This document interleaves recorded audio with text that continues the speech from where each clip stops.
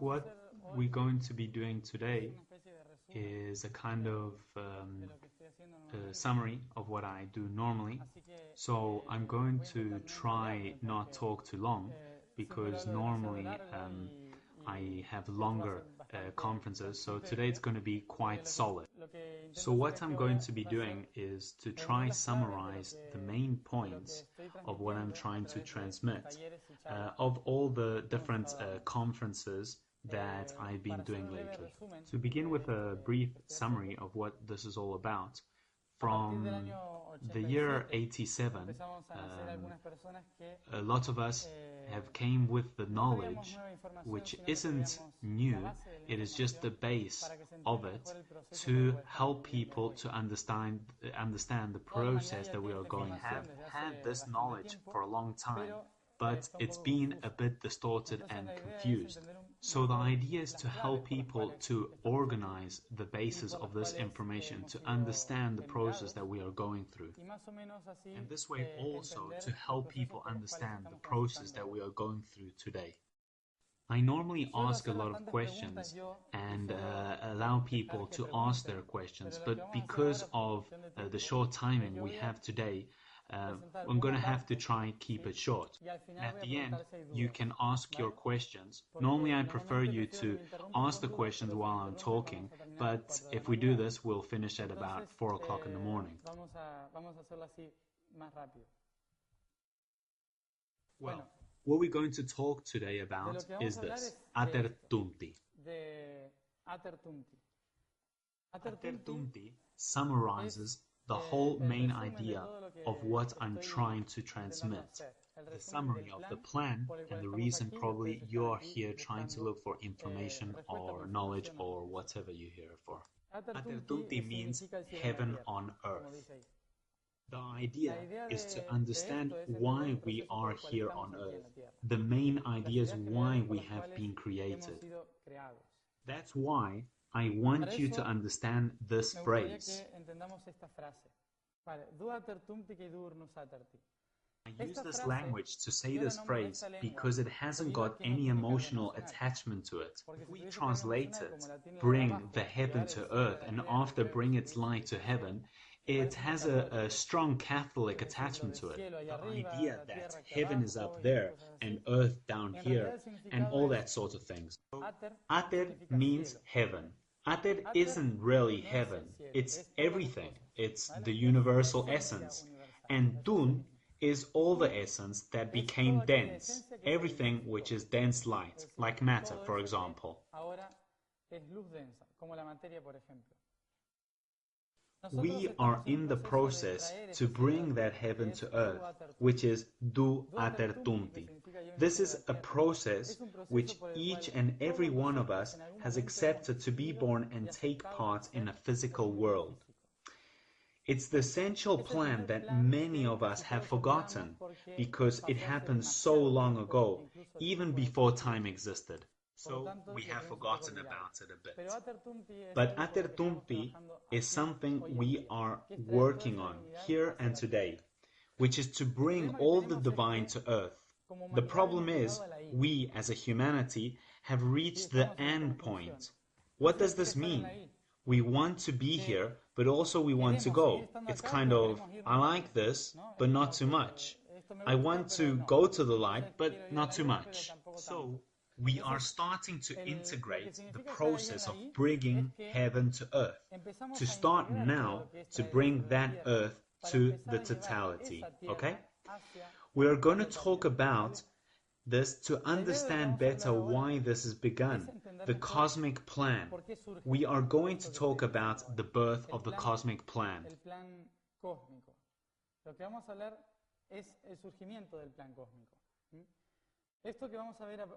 So, I'm not going to be explaining this from a spiritual point of view, but to offer you a tool so you can put it into practice here and now, to understand why all this exists and how I can use it in my everyday life. Okay? Understood? So, first of all, we are going to talk about the universal points. Anybody knows what this is? Can you see it? Nothing. Yes, this was the first thing. People call it nothing. Anyone knows what nothing is? Exactly. Our brain can't understand it because it's too much. It's so much, even more than the light. So it can't be felt or seen. It's more than the totality. Nothing is like this room, and each of you are like a god. Without the oxygen, walls, roof, and floors, we couldn't be able to be here. Nothing is what allows us to exist. Something important in all of this is breathing. This means beings that become conscious of themselves and which begin the process of evolution. Have you noticed that meditation is back into fashion?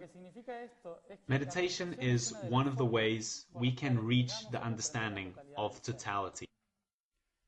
Well, at the beginning, a kind of meditation happened. We meditate to understand better what? Sometimes we try to find answers, and by doing a meditation, we try to understand something that is outwards of us. Kind of, how can I understand this which is happening to me? This is because we are still trying to practice outwards. Everything we practice is outwards. Well, this being we call God is only meditating inwards, from the skin inside. Alright? This is what we are going to see now.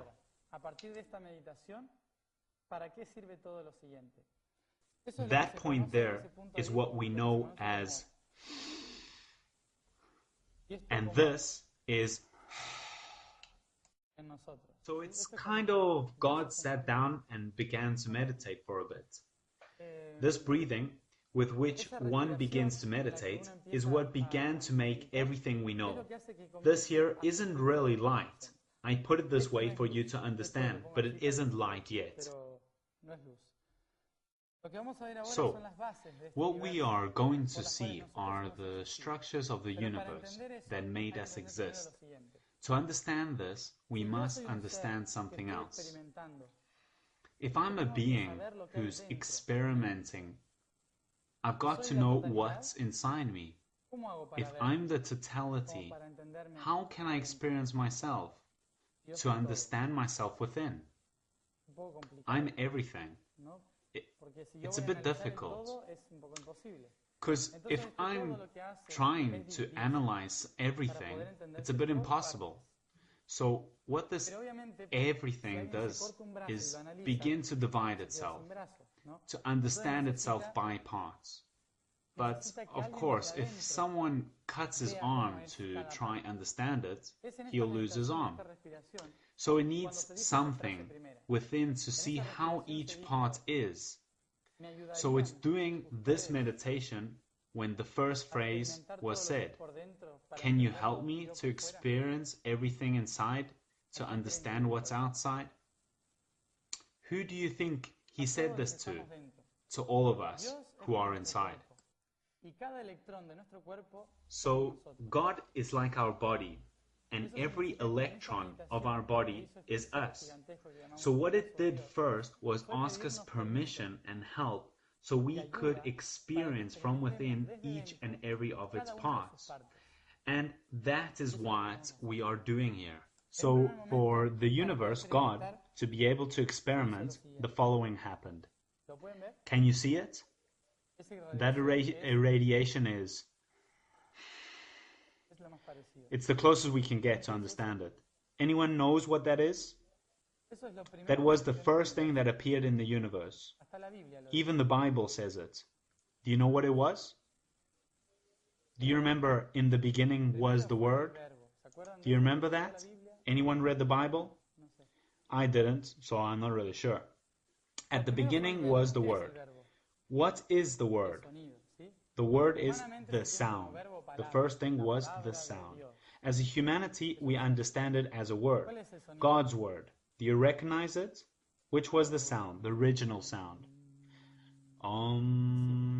The famous of course. We can't repeat it because our throat would burst, but more or less it's that. So the sound is the base of everything that exists. The vibration of sound is what creates everything that exists. It's the base, the sound and breath. From the sound, what emerges is what the people of my level call heat. The first thing that emerges from the sound is heat then. We don't refer to it with any emotional baggage, just universal mathematical functions. So what is heat? Heat emerges when the sound begins to move around the whole universe. What is this that you see on the screen? These yellow points that are about to emerge. What do you think they are? Okay. Do you recognize it? What are they? They are electrons. But universally, what are electrons? Are they the suns, the stars? At this point, the idea of matter doesn't even exist. These famous electrons here, which mobilizes the sound, is what we call spirits. The electrons of the universe are the spirits. This means who we are. Without form, just moving around from the sun. At the microcosmic level, we can say they're electrons, and at the macrocosmic, they are what we know as spirits. These beings create the heat. What is heat? It's magnetism, because all the spirits moving around the universe connect with each other, creating a different vibration in the universe, which we can see with this color, the green color. Do you see what emerged from magnetism? Magnetism is what begins to unify all things. Everything begins to move very strongly. When this emerges, this vibration, everything begins to visualize itself in a different way and have a different sense. Because now there isn't just one sound that moves, but everything begins to move, unite, and vibrate with that sound. This is what we call love. The famous love. Obviously, love is understood in a very cheesy way here on Earth. The love between humans and all that. That is love from Earth, not the love from the universe. Universal love is magnetism, even though this might sound a bit cold. What is magnetism? It's the constant movement and unification of things. For example, it is said that the Earth loves us. Why does the Earth love us? It's because we are attracted to its center. So, Earth loves us because it's attracted to us. The Sun loves the planet for the same reason. A couple loves each other because they are attracted to each other. So love is the attraction and movement of all things. At this point, love is the essence that unifies all things. That's why it is said that God is love, because God is movement. God is constant regeneration. That's why God is love. The problem with love is the following. What happens when there is only love? The chakras begin to agitate. Craziness begins to happen. Why will he say to me, I love him, and all those things? Love on its own is a kind of disaster. Actually, what that love created is what we call chaos. What is chaos? Constant movement, a strong movement. When there is too much love, the body seems to explode. And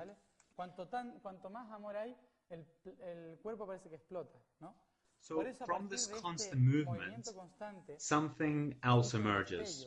A new vibration, which we can see with this color, green. This new vibration is the reflection of what we know as light. So from the magnetic movement of love, the light emerges. What is light? It's the movement reflecting itself against the cosmic walls from the center. When it bounces against the cosmic walls, what emerges is the following. An energy we call here as cold, although in reality it isn't really cold. This is just the closest comparison we can find here on Earth. So coldness is the sensation that the light creates in the universe. How? Reflecting itself against the cosmic walls. And when this happens, it's when we begin to find geometry. Do you know what it is? Anyone knows what sacred geometry is? Yes, it's the universal patterns, the basic patterns.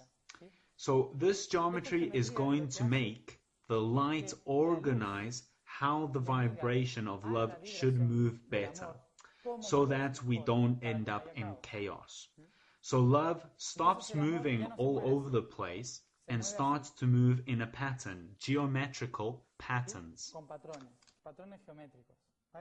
So coldness organizes this constant movement of love.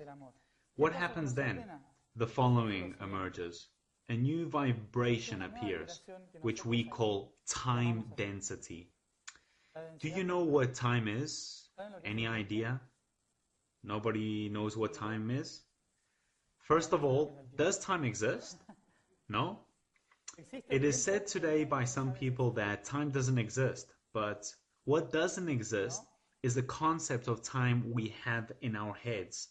The idea of this happened, this is happening, and this will happen. That isn't really time. That is just a way of getting organized. But it isn't time. Time is something different. Time moves in this way. And what is it really? Time is really the corrosion of matter. So that's what time is.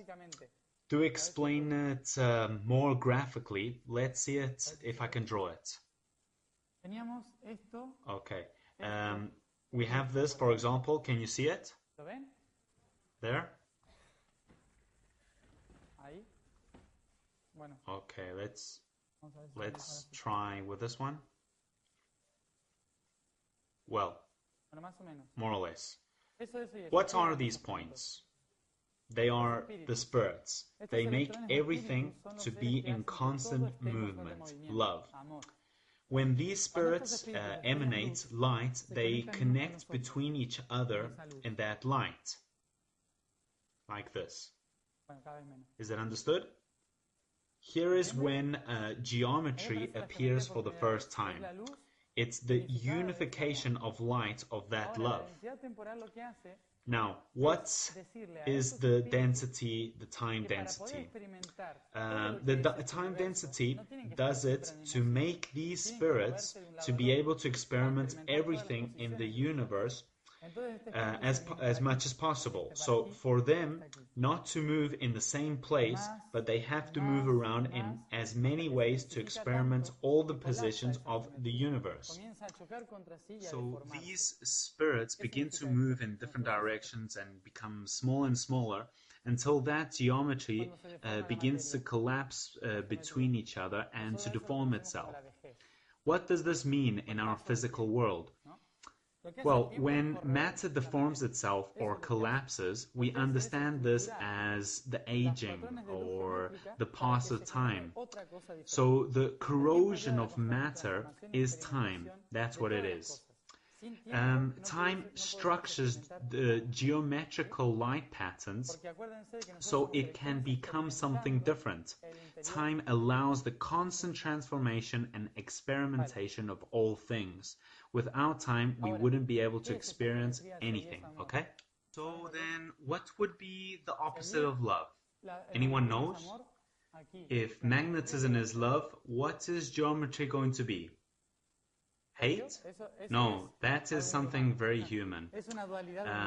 If it's a human duality, really hate is also on the side of love, really. Hate is just blocked love, okay? Hate is a lot of blocked love.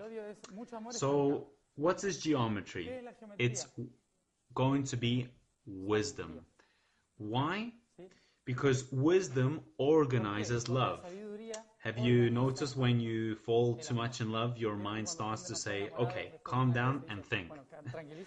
So without wisdom or without love, we cannot live, really. So, to become a balanced being, we must have both things integrated. If we are too loving, we vibrate too much. If we are too wise, we are very ecstatic. So we should move with both. Once wisdom emerges, then form begins to take place. Why? Because the irradiation that comes from the light starts to become dense when creating different patterns. For example, it begins to deform itself until creating different vibrations which begin to collapse against each other. When all the time density begins to collapse and unite in one point, what happens? What happens when we concentrate too much energy in one point? It explodes. Do you remember that? The Big Bang. So it's here where the Big Bang took place. Before, everything was just vibration, etheric, mathematics, geometry. Then after the total densification of these patterns, the Big Bang happened. Why? Because we reached a point where we understood the head, the throat, top of the chest, and after we had to go on to something more dense. So everything unified itself and exploded. And when it exploded, then it went all over the place and the matter was created. When matter was created, then this geometrical pattern emerged. Do you recognize it? This pattern is very important for us, not because it's only used by the Hebrews, it's also used by other cultures like the Arabs, for example. They use this pattern because it is the complete integration of all beings. Every being who is going to experiment something at one point have to experiment this pattern to be able to exist and integrate everything they have lived. So then other geometrical patterns begin to occur to expand that experience for the rest and for the universe. So once we have all this geometry integrated, then we begin to understand the cosmic plan. And what is the cosmic plan? Well, what is above is below. And why is this? Well, the cosmic plan has the aim to help each electron, which is going to experience each part of this being, to have within each of them the root to return to the totality, so that each electron can become a new universe. And how can this happen? Well, of course, you don't give each spirit a map. What happens here is geometry. This means that all the geometrical patterns that exist above begin to bend within until they become the tiniest, smallest possible, which will have the same patterns as above. This means the atoms have the same structure as the universe, the quantum have the same structure as the universe. This will help every atom of life inside our cells to have the root to become a universe. That's why it is said, know thyself to know the universe. Have you ever heard this? It was said in Greece, to be able to know the universe, one has to know themselves. That is because within us we have the whole universe. To understand God, we don't have to look up into the stars, because we will understand the stars when we get to understand our body, spirit, and soul. So we should begin to stop worrying what's above the atmosphere and focus on what we are doing and have to do with each other and with ourselves.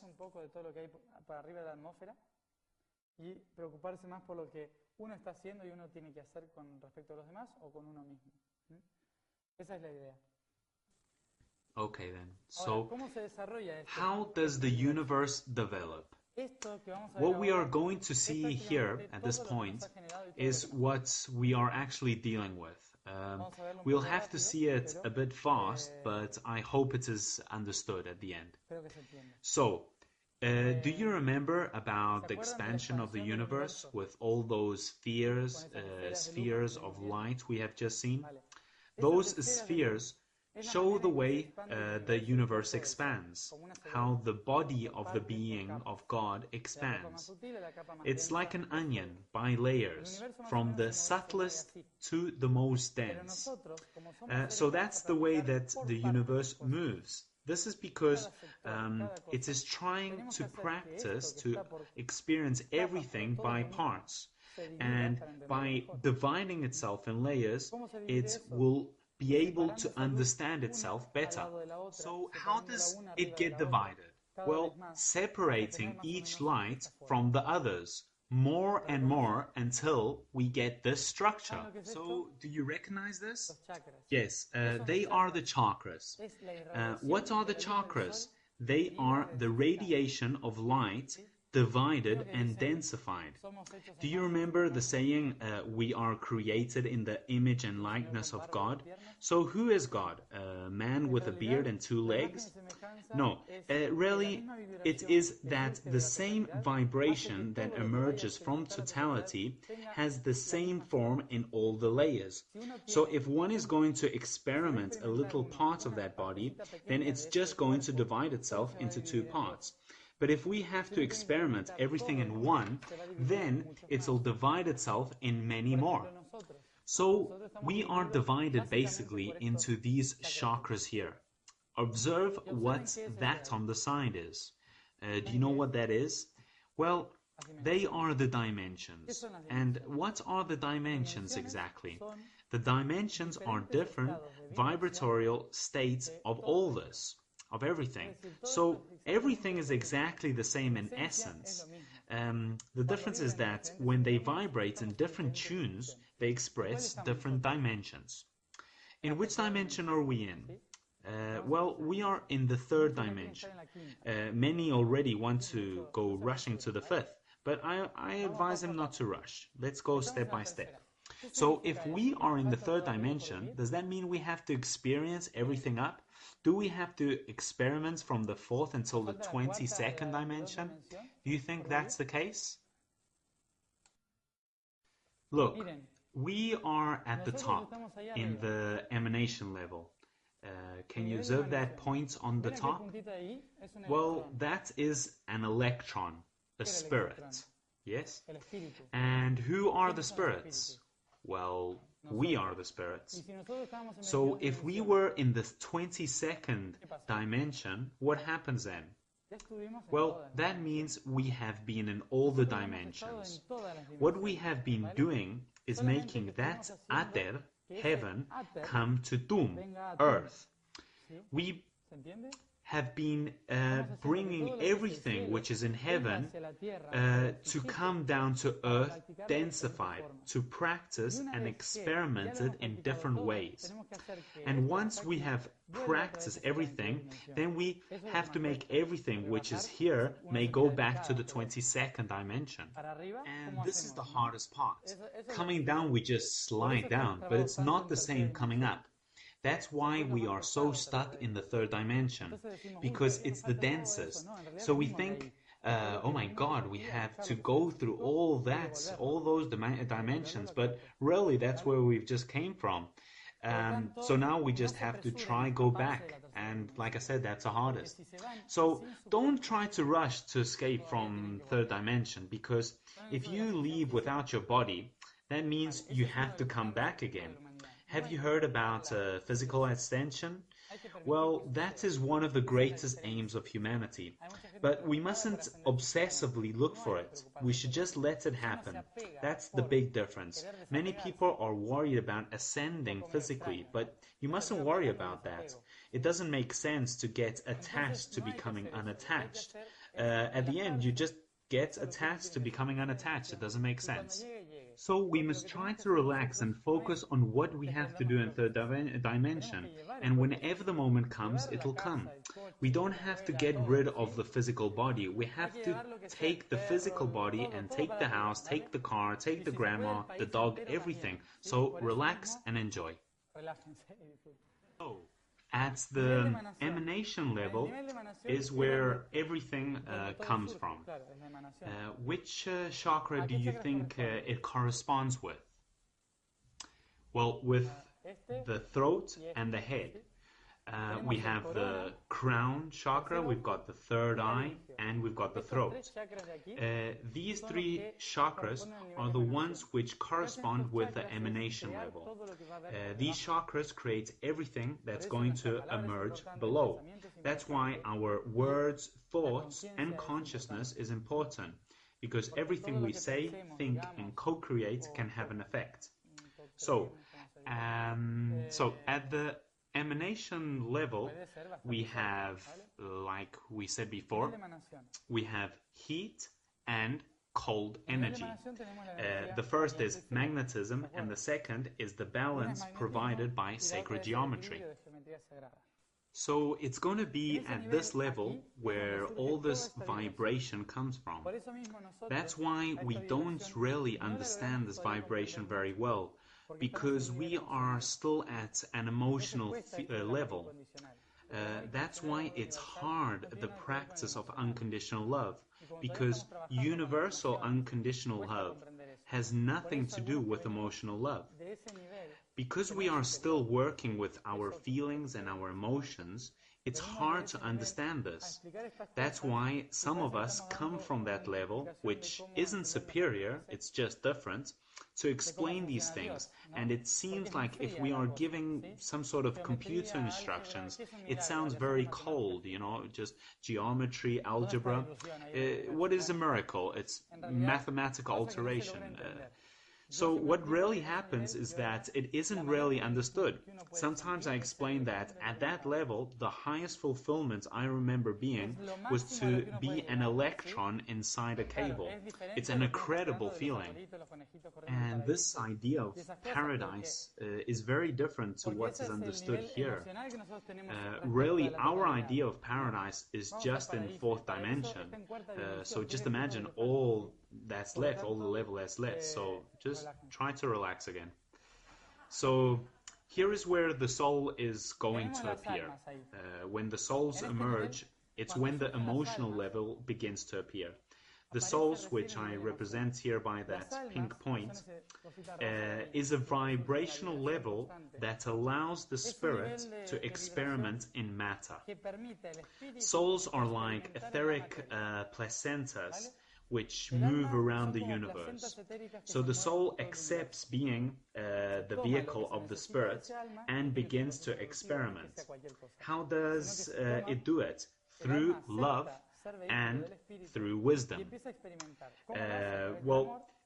Those are the two main parts with which the soul experiments, well as the spirit works through magnetism and geometry. But really they are just the same thing, but at a different vibrational level. Okay, so once we have spirits and souls in this process, then the entities begin to appear. Entities are the first beings that exist in the universe. En las religiones o así puede que le llamen los principados, las potestades, ¿sí? Esas cosas.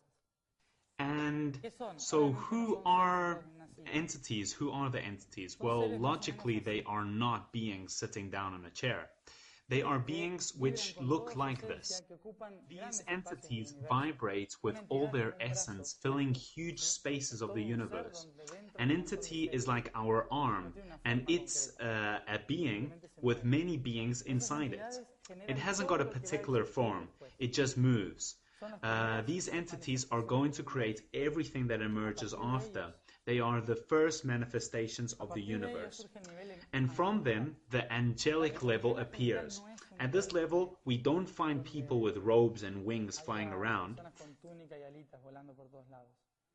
El nivel angelical es The angelic level is where the chakras begin to divide themselves to be able to experiment for the first time the different densities of an etheric body. All of us here are angelic because to be able to be born here, most of us at one point had to be angelic. I don't mean angels, I mean angelical. Beings who begin to divide their geometry. From the angelic level, all the forms known in the universe begin to appear. For example, this one. Do you recognize it? What's this? ¿Qué es esto? Para tener una mejor idea.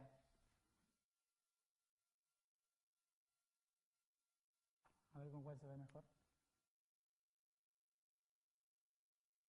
Teníamos esto. ¿No se ve? Problema. Exacto. So we get this pattern, remember?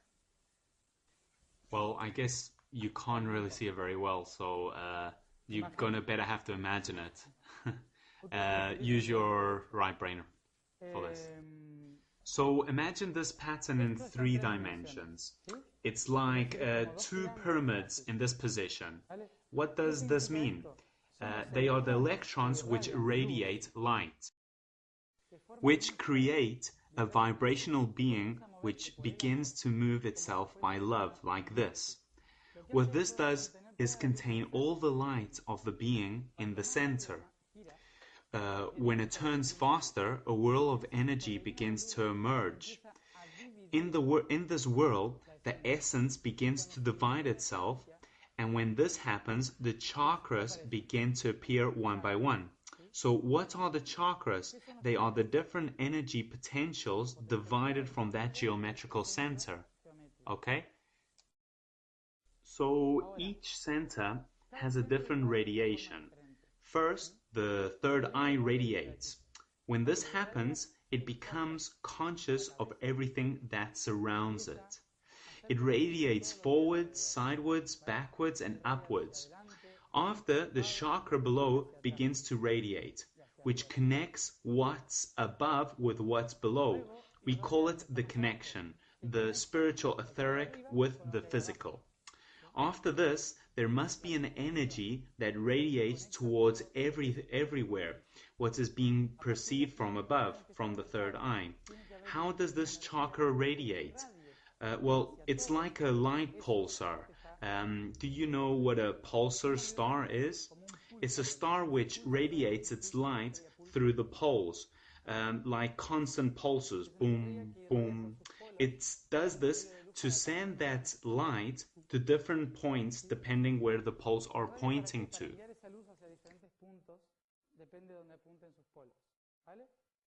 After, we have the chakra or energy which unifies it all. Everything that's above begins to unify and expand. After, there is a chakra which begins to divide itself, because we have to practice duality, and another one that has to bring all of it to a specific point below to concrete itself in the physical worlds.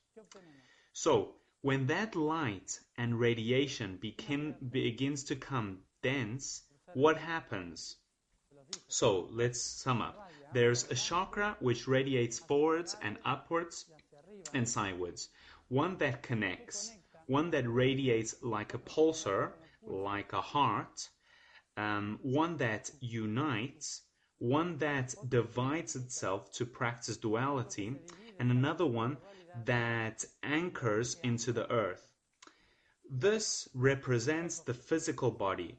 And what is the physical body? Well, it's the radiation of the chakras becoming dense. Is this understood? We don't have 2 arms just because. What do these arms do? From that pulsar chakra that radiates from the poles, from these poles, a light radiates to one arm and another light radiates to the other arm.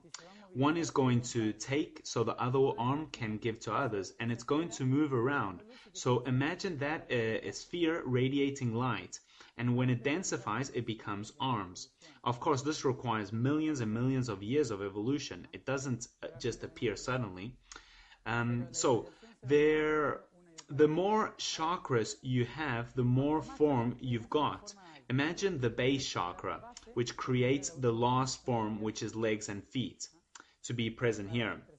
Well, anyone here can see etheric or spiritual or light beings, even a little stamp in a church? Well, have you noticed that the spiritual masters, light beings, tend to have a robe and they are like levitating around? Have you noticed that? The entities are painted with huge clothes floating about. Why do you think that happens? Well, this is because they still haven't got the chakras below, only from the heart upwards. So when they get close to matter, the light densifies and it looks like a robe. And what happens with those who are ascended masters? Well, those are the ones that normally have a robe, but you can see their toes below. If you can't see their feet, this is because they have never been born in human history. And if they are floating and levitating, it's because they haven't got legs. And to not get scared, just think they got a robe.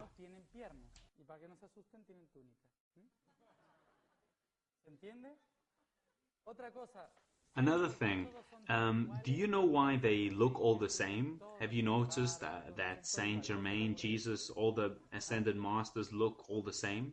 It seems like it's a very boring level. Why is this? Well, it's because at that level, they haven't practiced personality yet, or they have already integrated personality. So when one has already experienced and practiced personality, then their image begins to look alike. That's why at the ascended master level, they look all the same. You get confused with all of them. So we have this basic form. Another basic form, can you see the irradiation from the being? We have the geometry of our body, and behind there are another points, those spikes. What are those spikes? Look at it carefully. It's very simple. They are wings. They are wings, yes. So have you noticed that angels have wings normally? They don't really have feathers. What happens is that when they approach matter, their geometry begins to densify and it looks like wings. But really, this geometry just comes from the radiation of their being. When you radiate from the heart outwards, that means they are helping others in their process or their way. That's why guarding or warrior angels are painted with wings on their backs. And those who are working for the purpose of the totality, they seem to have wings coming out of their stomach chakra. This is because it's the center of the totality. Maybe it's happened to you, or it will happen, that after energy therapy, you feel as if you've got wings behind it. This is because you are integrating the geometrical pattern of radiation. So those wings that one feels at the back aren't really wings. They are just a geometry which is radiating. For us, they seem like wings. But normally this happens when you're starting to integrate more things in your life. So you have already practiced many things. For example, you don't have to practice the arm movement anymore, but to start practicing the radiation of what you have got inside. When one begins to radiate what they have got inside, that's when they begin to get these wings. So, back to the angelics, which all of us are. From the angelic entities, the famous Christic and wise beings begin to emerge. Okay, anybody knows what a Christic being is? Do you know any Christic being? Yes, Jesus. Jesus is the most famous Christic, but there are many others like Buddha, Mahoma, or many others. All of them come from the Christic level. There aren't just 3 or 4. Like Jesus, Mahoma, and Buddha were just the ones that chose to come here. There are many all over the place. What they do is radiate with their light to help others do the thing positively, while as the wise beings offer the structures or methods so they can do it better. So the wise beings help you to know what to do and how to do it better, and the Christics beings guide you through the process to make sure you do it correctly. So who are the poor guys who are going to have to experiment? Well, the people in the middle, the angelical beings, who are asking where, and saying, I'll go, but not sure where. So the wise people say, over there, and the Christic beings say, I'll go with you.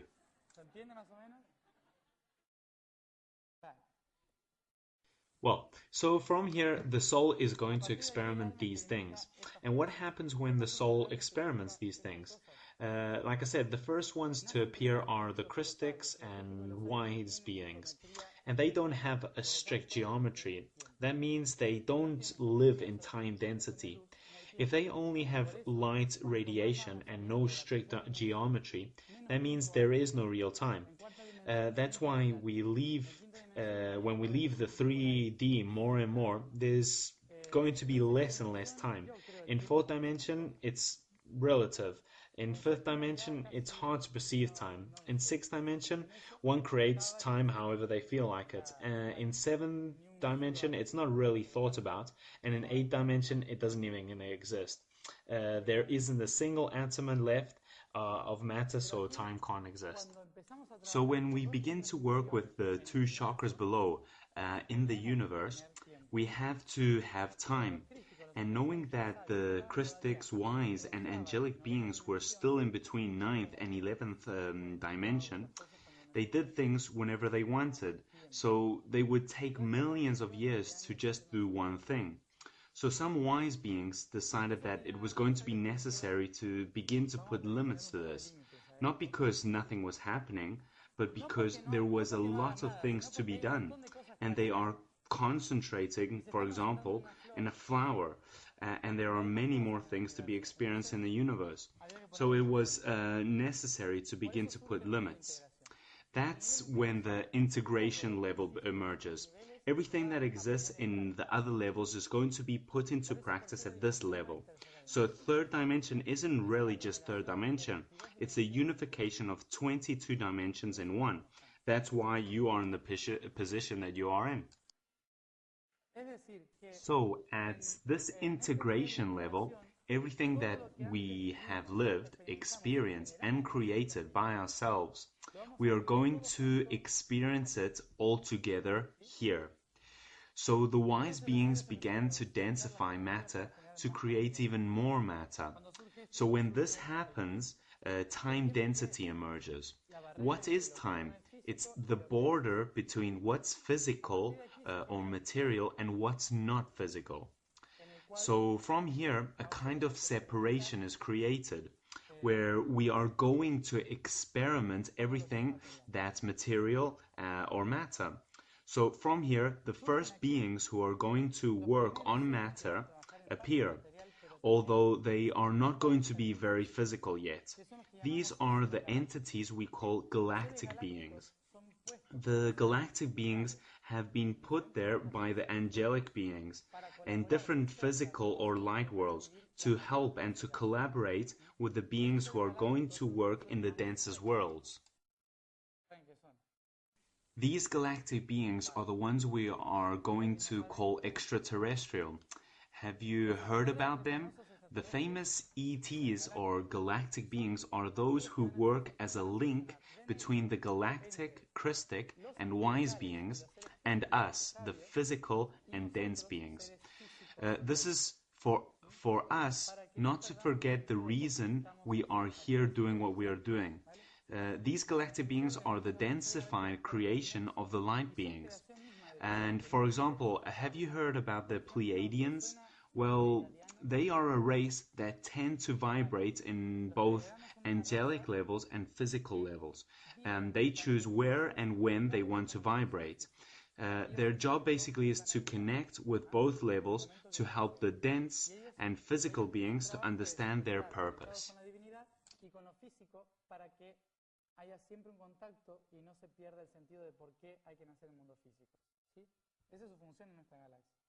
So, from the galactic beings, we are going to get the physical beings, like us humans.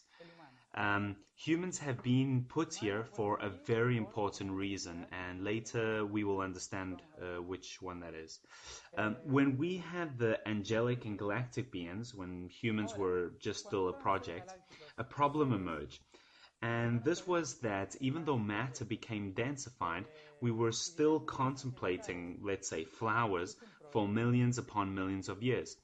We were focused on minute things, not like now. Just imagine how we are now. Before, we still had the Christic conscious idea of just flowing in the no time. But some people still, and if you notice, some people still have this thing of living forever. Have you observed that? The eternal life? Well, I wouldn't advise you that right now. Later we will see why.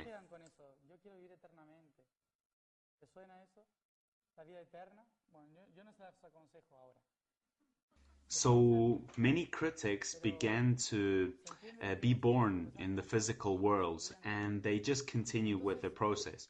So then this being emerged. Do you know who Luzbel is? Anyone heard about him? Anyone spoke with him one day? Well, Luzbel is also known as Lucifer. Oh, shit.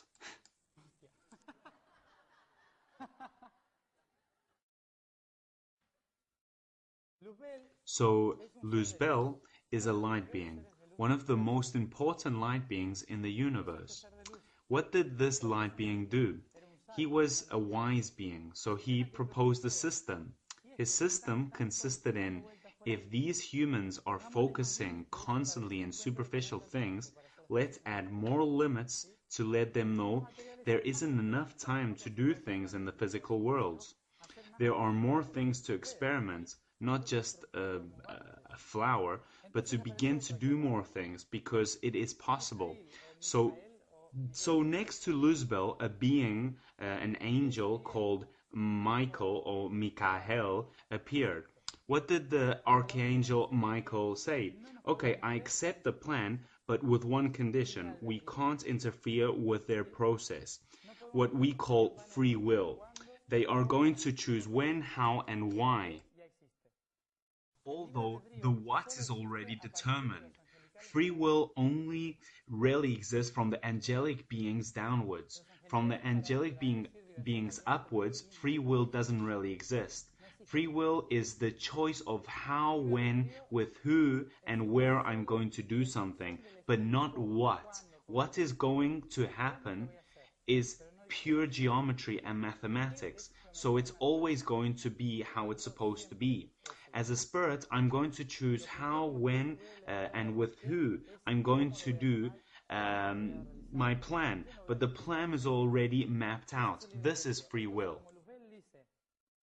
So the wise being, Luzbel, for example, says we have to do the plan, and the Christics say, but allow them to do it however they want. So here an agreement is made. So let's support the process without interfering with what they decide to do. Here is where millions of beings emerged, which we call light angels and dark angels. Well, the dark angels aren't actually dark. They are also light beings. And if you ever see a dark angel, they actually look very similar to the light angels. The only difference really is that one puts limits and the other guides in those limits. Yes? Is that understood?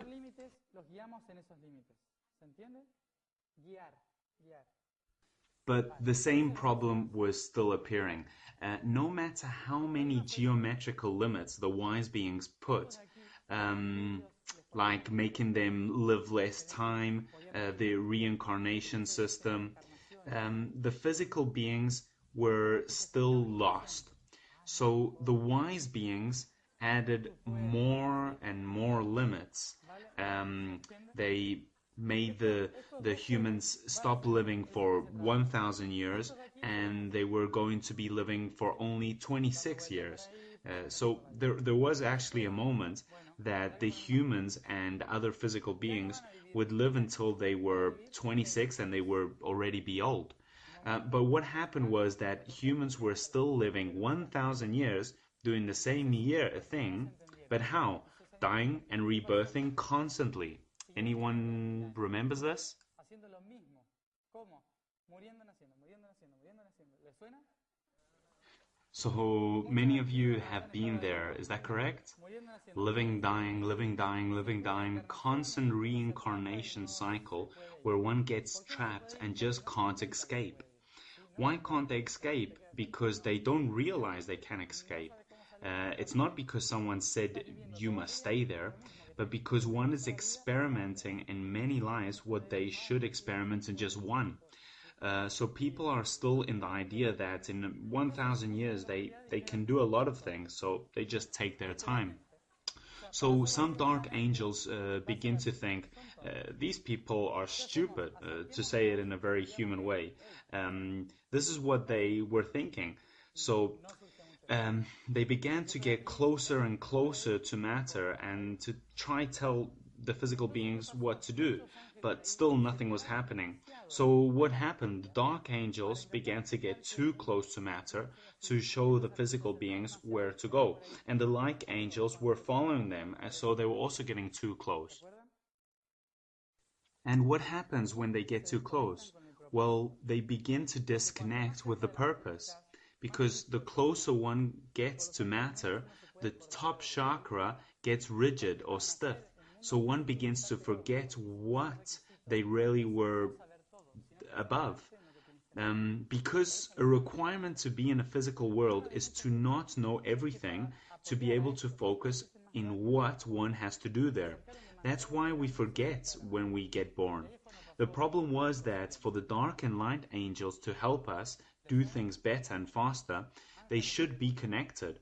But they got too close to matter, and that's when the following happened.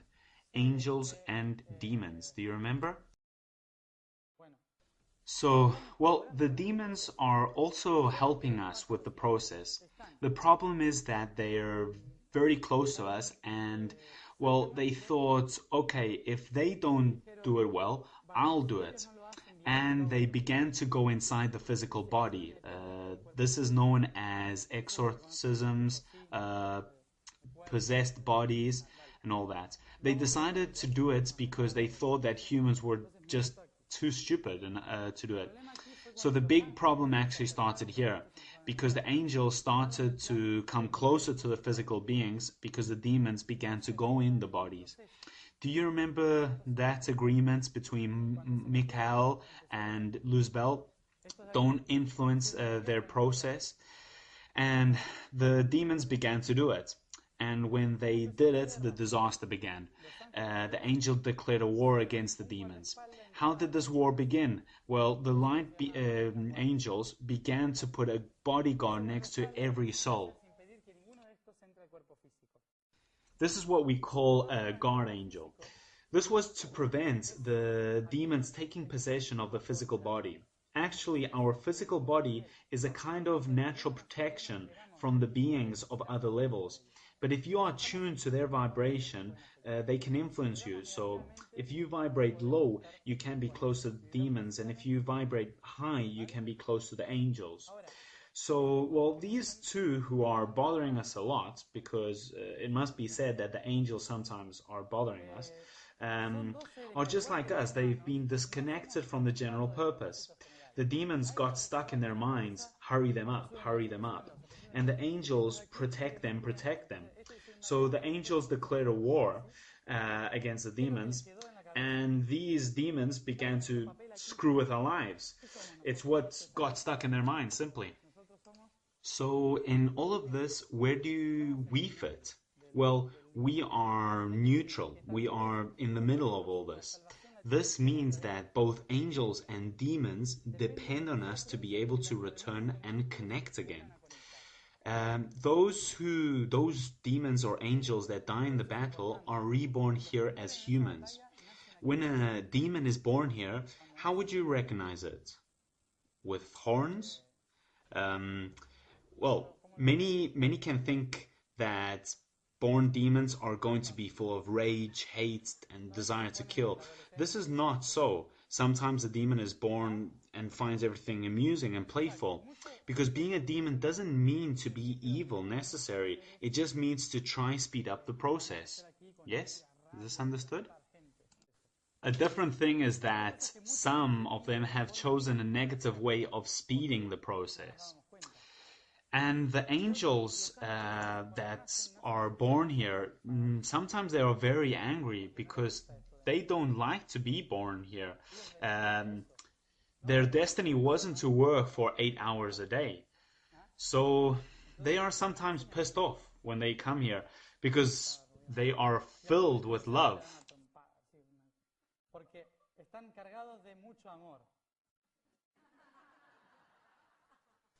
And what was a lot of blocked love?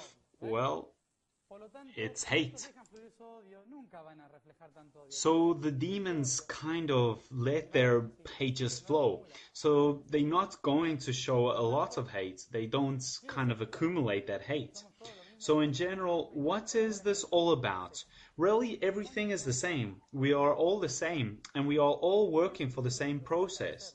Demons aren't darkness as we know it. They just chose that process to do it. But this doesn't mean they are the baddies of the film. We mustn't fight against them. We must just try to integrate them. They are also brothers who, like us, became disconnected or even worse. And another thing to take into consideration are the beings of seventh dimension we call spiritual guides, the secretaries who we advise to know sometimes what to do.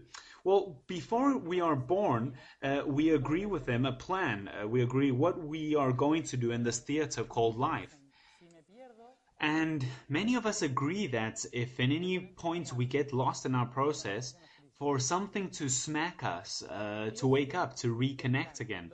Here's when the personal crises kick in. The guides just follow the plan. They aren't necessarily good as we understand it. They are neutral.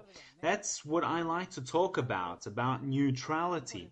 Because for thousands of years we've been talking about good and bad, light and darkness. But let's start talking about the neutral beings. The neutral beings are focused on the process. They are not interested in light or darkness. What they care about is for things to get done. Doesn't matter how, but for it to be done. So many of these guides of seventh dimension are going to tell the angels to make sure we get things done. To show you this with a graphic example, just imagine you're walking to work, which is straightforward, but on a street to the left, where you never go, there is a library which has a book with the title which is going to attract your attention. And this book, you'll find the answers of what you have to do after. And they kind of try to tell you to go to that street, but you don't notice. They try again, the guides, to tell you, but because you're so disconnected, you just don't realize this. So you just keep on moving forward. So literally, they're going to put roadworks in the corner and to try and make you turn, but you decide to just keep on your path. At this point, they decide to call the angels to help guide you. And the angels try to give you signs to recognize this message. Or even they stand in front of you, giving you a kind of energy that doesn't allow you to walk. It kind of paralyzes you. They even blow you the message. Over there, and you keep on walking, deciding to ignore the signs. That's when angels and guides of seventh dimension call in the demons. Remember, the guides are neutral. They just want the process to happen.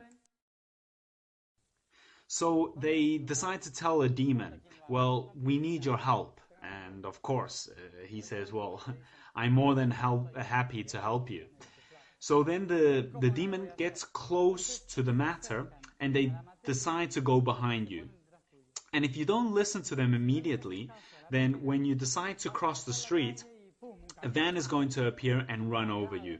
Your face is going to be bleeding on the road, and when you look up, you see the shop assistant of the bookshop comes and helps you, and when she takes you into the shop, you look and you find the book right in front of you.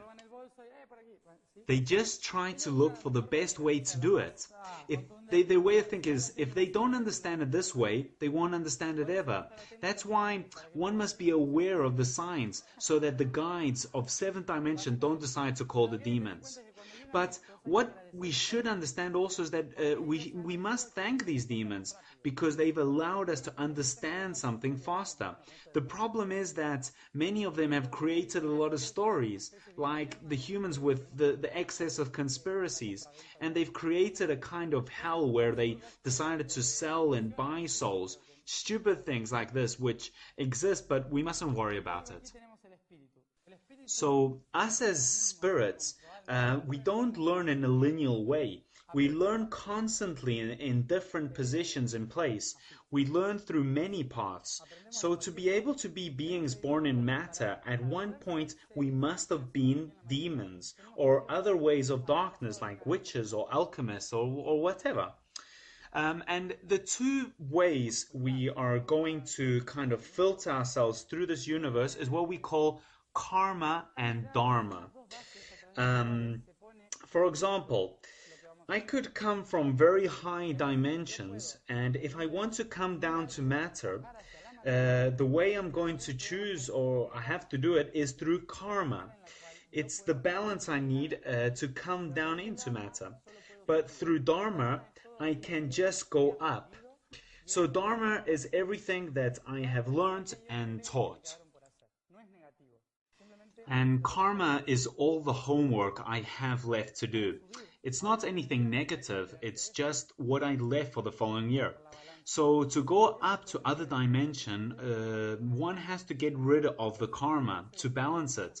This is really what sets limits between the dimensions. That's why we must try to get rid of old things and learn the most amount of new lessons to be able to go up the dimensions with matter. And all this, at the end of the day, is to be able to experiment and to integrate. We aren't really here to make the darkness of the planets disappear. We aren't necessarily here to live a life of peace, love, and eternal happiness. Everything we do is to be able to experiment and integrate our lessons. Everything, light, darkness, everything must be experienced. The problem is when we think that when the experience goes wrong, this is bad. Do you know how mistake is in Latin? It's pecado, which means sin. We think that we mustn't commit mistakes, we must do exactly this or that. But this isn't so. You are here to experiment. If you make a mistake, it's okay. You'll try it again after, see if it works better, and there's no problem. So everything is going to be just fine. So this is to understand the galactic plan, which was designed to help with the divine plan on the physical world, and to not forget the essential knowledge. The galaxies in the universe are like the joints of our body. They connect one part with the other, so that we are all in tune with each other. In our galaxy, we have various beings who are going to help our process. One is the Council of 13, which is known as the Zodiac. They are 13 beings who influence us in our learning process to make us understand what we are going to do. That's why the best way to understand our plan is a birth reading, depending on who does it, of course, obviously not from a magazine. But it has a lot to do with what you have agreed to do before being born. So they are 13 beings who are helping us with their different energy. Also, there are others, like the star groups, like Arcturus, Pleiades, Orion, and Sirius. These are 4 of the star groups which are most going to influence us. We can see them more or less like this. these groups who have an influence on humanity and help with the process and with what the humans have to do. So the beings from Arcturus are kind of the medicine and genetic knowledgeable people of the galaxy. Most of our genes come from these beings. That's why we look so much alike. And also that's why there have been so many people that have tried to look for the pure race as the white, blonde, blue-eyed race. This is pretty ridiculous because they are just the race who helped us to be who we are, not the race that we have to guide ourselves from. There are many races on our planet, and all of them are very important. Then we have the Pleiades, which are kind of the Vatican of the galaxy. This doesn't mean they work like the Vatican, of course, but what I mean is that they work through spirituality on the physical world. They keep the connection from divinity and the planets, and that's their role. So the beings from Orion bring us the science and parts of the culture. The beings from Syria bring us architecture, linguistics, culture, and many other things. They mustn't be confused with the Greys. Do you know who the Greys are? They are quite similar. They are the ones that are normally characterized, kind of the ones from Area 51 and all that. They mustn't be confused. The Syrians have collaborated with us a lot, especially to create humanity as a society. They are very important. So they are all ETs who have influenced a lot in our system. Yes? Okay.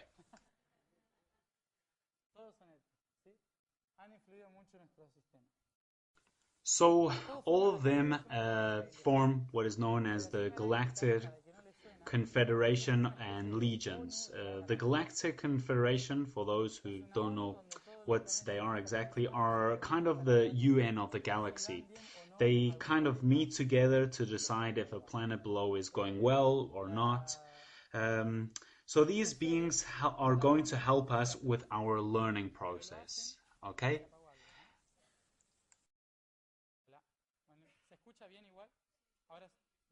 So these ETs are going to help and work through unconditional love and compassion. This means they don't interfere in the process unless we ask for it consciously. Not by some sort of contract, but they are wise and they know when to do it. The Universal Legions are some of those ships which protect the atmosphere. Basically, their function is to not allow anybody who hasn't got a passport, just to understand the idea. So in our days, right now, the being who is managing the Galactic Confederation is this one here. People call him Aster Saran, the intergalactic commander. This seems like some sort of science fiction movie. His task is to make sure everything is working according to plan. Okay? So you have to be careful if you are going to read channelings from this being or any being. If you are going to read a channeling from him, be careful because he is a being who is an intergalactic politician. I don't mean be careful because he's a politician, but because he's a being who is busy with loads of things. So don't expect him to help you to find a parking space. He is a being who is helping with our process, and they contact with us through interplanetary computer networks. And like all computer networks, there are viruses. So try to be careful with those viruses. The only way to know if the information is pure for you or not is by resonating with that information. If it resonates with you, if it vibrates inside, that's perfect. If there are just two paragraphs that resonate with you out of the whole channeling text, just take notice of those two. Nobody has the truth because there are viruses everywhere. Tengan en cuenta que es eso. Nadie tiene aquí la verdad porque hay virus por todos sitios. And this advice with any channeling. The problem isn't the channeler, but the interference that there is in the network. So also the civilizations before 4,000 before Christ, for example, Atlantida or Lemuria, for example, and alchemist architect gods like this one, Thoth, are also going to help and collaborate with our process. The alchemist architect gods are beings who are hybrids from other systems who collaborate with our system, especially through architecture and alchemy. This is to help the inner and outer transformation of beingness through the building of universal geometrical patterns on Earth, which we call architecture. So they are going to help anchor the light from the universe here on Earth in a physical form. And also voluntary spirits and souls are going to collaborate with our process. The voluntary spirits, we are many of the beings here right now, and we are the ones who say, okay, let's go and see what happens. And finally, all of the humans, every soul and spirit who has been born. Every human, even those who we wonder why on earth did he, she get born, even those people that we don't understand why they're here, they are here because they have an important purpose on earth. We shouldn't believe anything about anyone. We should accept. If they are here, it must be for a reason. We have to observe what they are teaching us and nothing else. And why is all of this? Well, it is to make the earth belong to the cosmic order and for it not to lose its purpose in the totality. As you can see, the universe is huge and complex.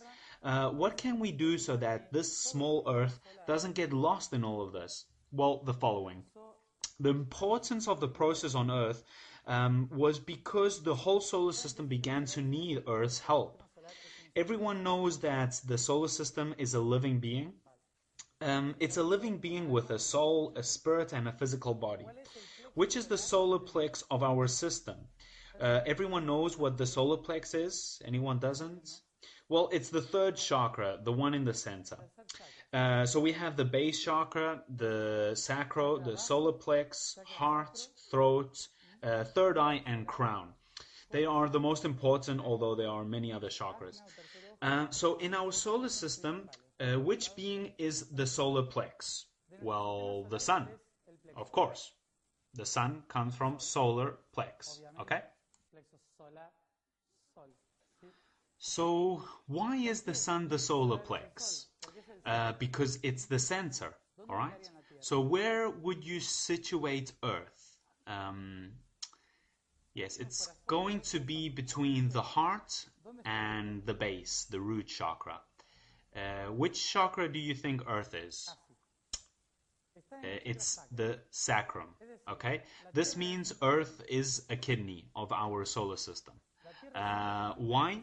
Because it's a planet made from water, a planet of will, creativity, fear, and frustration. So Earth is a kidney, basically. So there are other planets which are working in this process. For example, Jupiter, Venus, and Mars. What do planets do in our system, in our solar system? Do you remember the reason why we experiment? Well, it was to integrate. How do we integrate things? Which is the center through which we integrate everything? Which chakra is the most important to integrate? It's the solar plex, yes, the one in the center. Well, everyone thinks the heart, but we have the heart because we are very loving people. But the heart isn't to integrate, but to collaborate with the rest in the process, in balance. The solar plex is to integrate everything we have practiced. What comes out the heart ends up in the solar plex, okay? So everything which we integrate goes towards the solar plexus. Where are the planets going towards? Towards the sun. The planets are destined to be suns, and us as planets, we tend towards illuminating ourselves, to ascend physically. For example, Venus, which has already begun its ascent physical ascension. Why? Because there is a paradise up there? No, but because it's caught fire, it's burning. So it has begun its physical ascension process. Also Mercury, for example. And Mars, on the other hand, got rid of all the life on its planet because it began to practice being an individual. The whole planet, not only the beings above, the planet began to practice being an individual, like I said. And the other planets, began to be like a heart. So the root chakra began to be an individual, the other kidney began to light itself in fire, and Mercury began to integrate itself as another sun. So all the beings who lived on those planets and others behind, where did they go? Yes, they came here, all to Earth. So the purpose of this made Earth very important.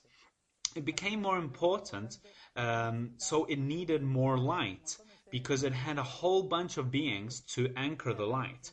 Earth is destined to become a sun, so one day it's going to begin to burn. But don't worry, because it will happen in about 5,000 million years' time. It's going to burn because it's going to ascend physically. But in the meantime, it needs many beings to anchor the light here. That's why different souls begin to be born in different forms, animal, vegetable, and human, to bring that light. The kingdoms offered different vibrations to anchor that light. The first kingdom that appeared was the mineral kingdom. It anchors the light and keeps it in on the planet, and even brings the light into the planet. From the minerals we get the second kingdom, the trees and the vegetation, which is going to channel the light from the sky to Earth. A very important function of them is to create the atmosphere. What does the atmosphere do? It keeps the light on the planet. So the light then comes and it doesn't reflect, but stays in, so that the planet begins to warm up and have life. So from here, there are many beings that aren't going to receive light, so they begin to eat the light. To reach these beings, animals, it will take many years of evolution. And after, there are beings that think, if there are animals which eat the light, then I'll eat those beings. That's how carnivores begin to appear. What does this all mean? Well, that the feeding process on the earth is essential. Food is the physical way to channel light.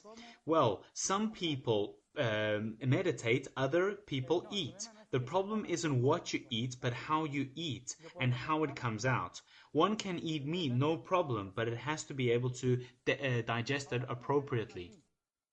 So where does the human being fit in here? Well, humans were called to come so that some being could anchor the light consciously, and they needed them immediately.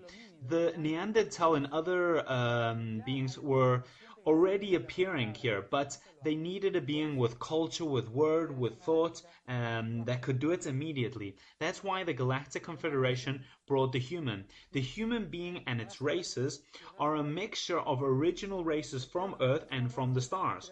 And what does the human being do? Well, they eat everything. Why does the human being eat everything? Because they didn't realize or understand why they were there. Of course, to be a race, it's necessary to eat from these kingdoms. But also they have to realize that at one point they have to stop eating these kingdoms. But one mustn't stop eating something because they think it's bad. We have to stop eating it when we feel we don't need it. The idea is to one day survive only on sunlight, but relax and take your time. So the food chain is essential to understand this process. And here is where the terrestrial or earth plan emerges, which was created by the ancient civilizations with the help of the Galactic Confederation to keep the plan working on Earth. How do they do it? Well, through the pyramids, society, culture, civilizations. The pyramids are the best way to anchor the light, with or without us. Even if the civilizations disappeared, the light will still continue to be channeled through the pyramids. The problem is that our pyramids have an outdated Windows, yes? The pyramids of today work on a Windows from the 97 or 98. So they have to be reprogrammed by architects, not by spiritual people. Because it's like telling a Reiki master to solve a software problem on your computer. Not a lot is going to happen. So architects made the pyramids, so architects have to install a new Windows in them, okay? So the architects are going to come, don't worry. In the meanwhile, we have to try and get rid of the tourism. While they are still touristic, what's important for us to do is to become pyramids. So we've got the trees who are unconsciously active in the process. We've got the pyramids who are also unconscious but a bit worn out.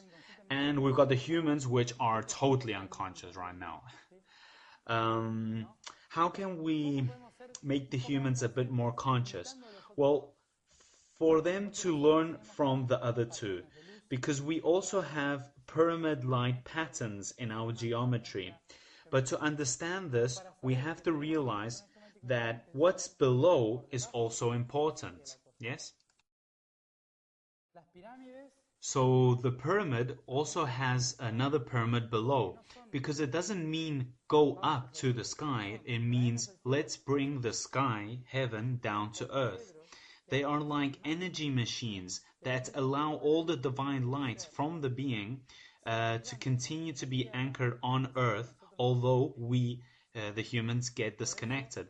They did them fast and quick at the time, about 9000 BC, to make sure that when the humans got disconnected, at least there would still be this to anchor the light. So we also work downwards, and we can only work in the new society if we take example of the trees.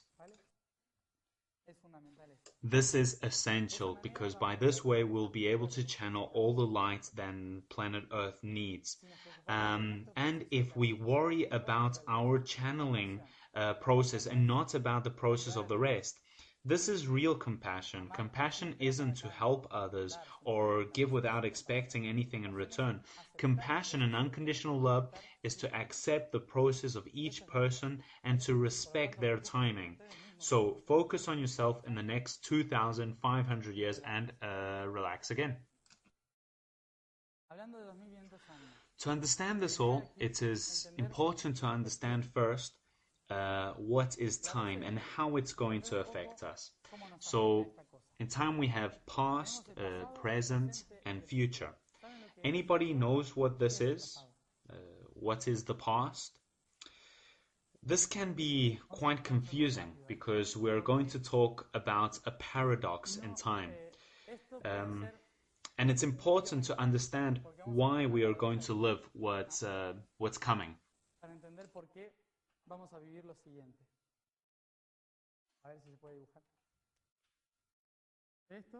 Okay, can you see this?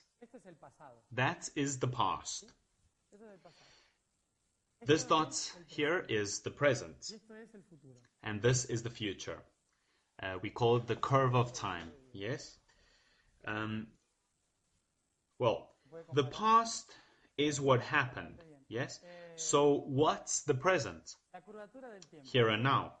Do you know that this conception of present is completely illogical? Because we are always in past or future. I can only say I'm here in the present if I say now. It doesn't make sense, okay? So at school, we learned that the conception of time like this is like a calculation of time to understand better the historic events, okay? Porque nos los han enseñado como un cálculo del tiempo para entender mejor hechos históricos. ¿Sí? So we understand time this way basically because an historian decided so. This conception of time is completely illogical. It's just an organizing method, like ordering books in a library, but it doesn't really exist as so. So we have an illogical present and an extensive past and future. Now that we are accessing the fourth dimension, what must be understood is that time isn't a curve with something illogical and another curve.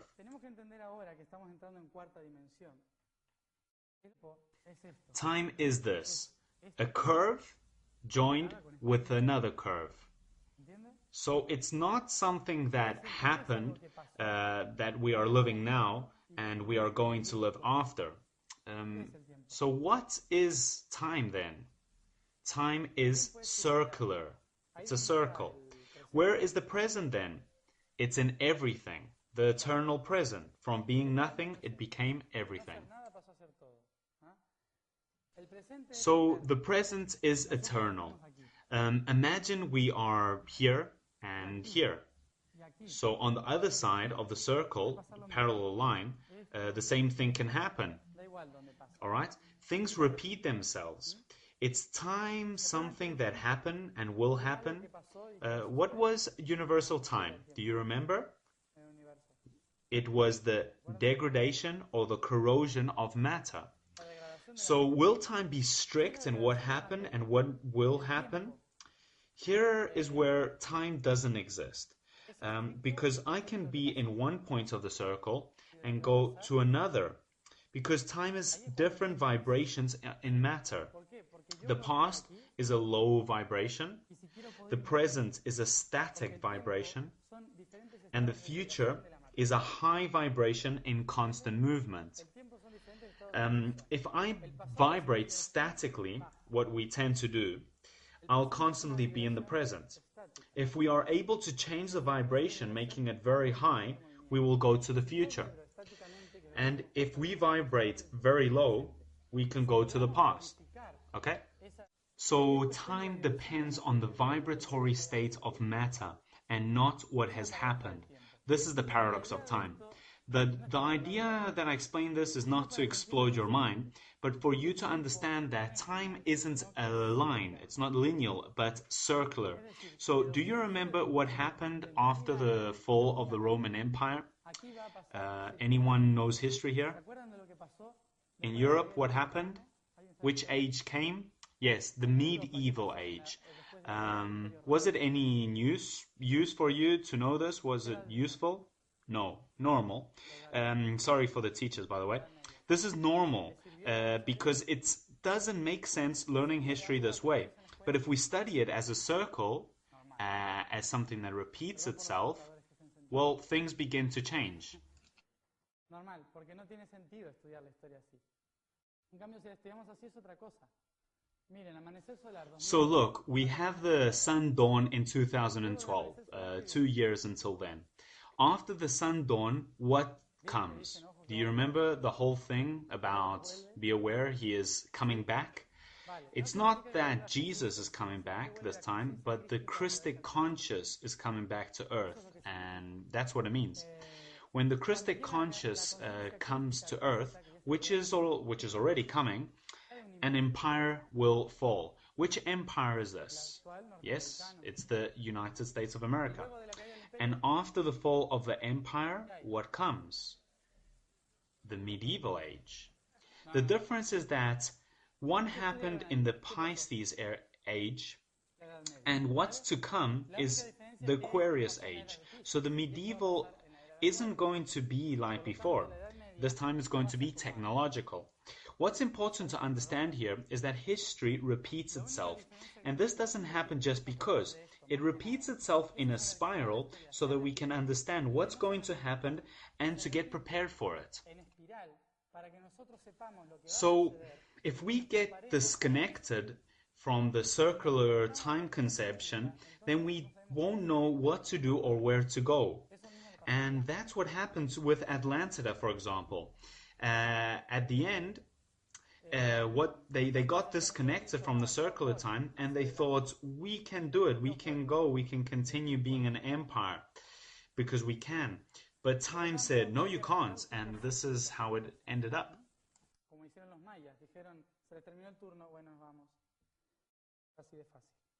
Well, the Mayas, for example, understood this, and when the time came, they just left.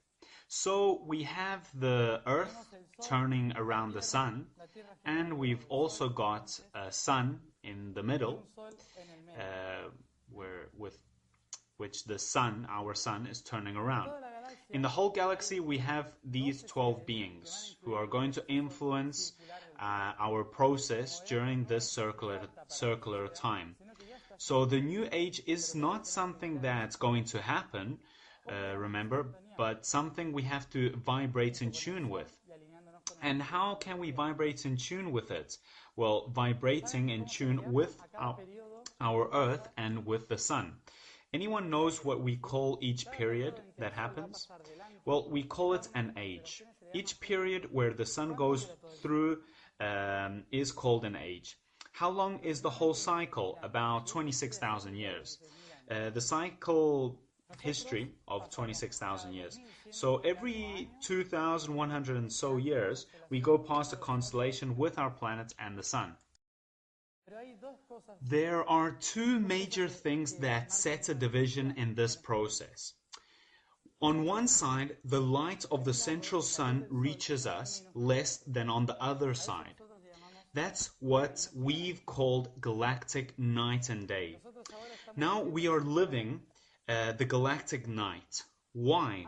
Well, for about 12 to 13,000 years approximately, we went into the galactic night. This means that for about 12 to 13,000 years, humanity began to disconnect from the central Sun. And we began to lose all our connection with the spiritual wisdom. Before, during the galactic day, we had a close relationship with many universal beings, like ETs, angelic beings. We had our cosmic conscious awaken, and we brought the technology of the being, etc., etc. So wisdom used to come to the people by its own. When the galactic night began, the wisdom could only come through the experience of matter. This is, through religion, philosophy, books, wise ones, monarchy. Why is this? Because Satan decided so? No, it's just a natural process in the galactic system. It's normal. We mustn't get frustrated with what happened. Everything that we've been through in the last 12 to 13,000 years was to experience everything we had learned during the galactic day, but disconnected from matter, and to test if we had learned it well. Let's see now. Is this understood then? This connection during 12 to 13,000 years and a connection during another 12 to 13,000 years. It's a natural pattern of all evolutionary process. We all go through it. So now we are at the transition between the end of the galactic night and the beginning of the galactic day. That's why it's called the galactic dawn. This dawn or transition is going to last about 150 years, so relax again. While all this is going on, through Earth, the Kundalini energy is going through.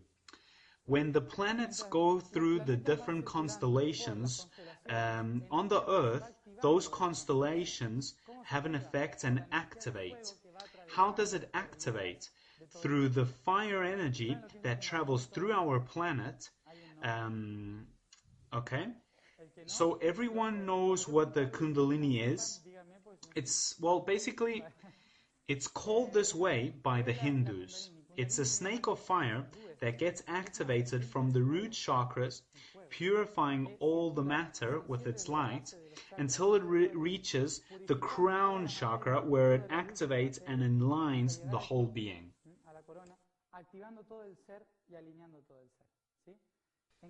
In each moment that the Kundalini begins to move, it goes through an initiation.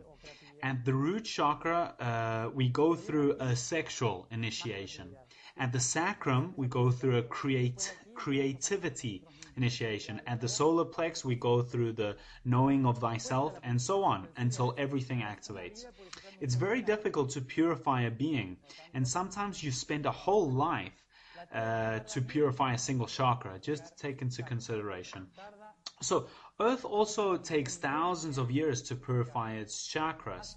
About 300,000 years ago, it began to activate in Africa. Which chakra is Africa? Well, Africa is the root chakra. All that happened during that period in Africa has to do with the purification of the root chakra. After this, it began to purify the sacrum chakra in the period of Lemuria and Atlantida, all of the water civilizations. Then the solar plex activates in Asia. So the civilizations after 10,000 BC up to about 2000 BC begin to practice philosophy, medicine, the discovery of the being of the center, the integration of history, all that in the Oriental philosophy. That's why the Oriental philosophy is coming into the Western world, so that we begin to integrate with all of it, with all the things that we are frustrated with. Okay, so that's the reason why it is starting to come into the Western world.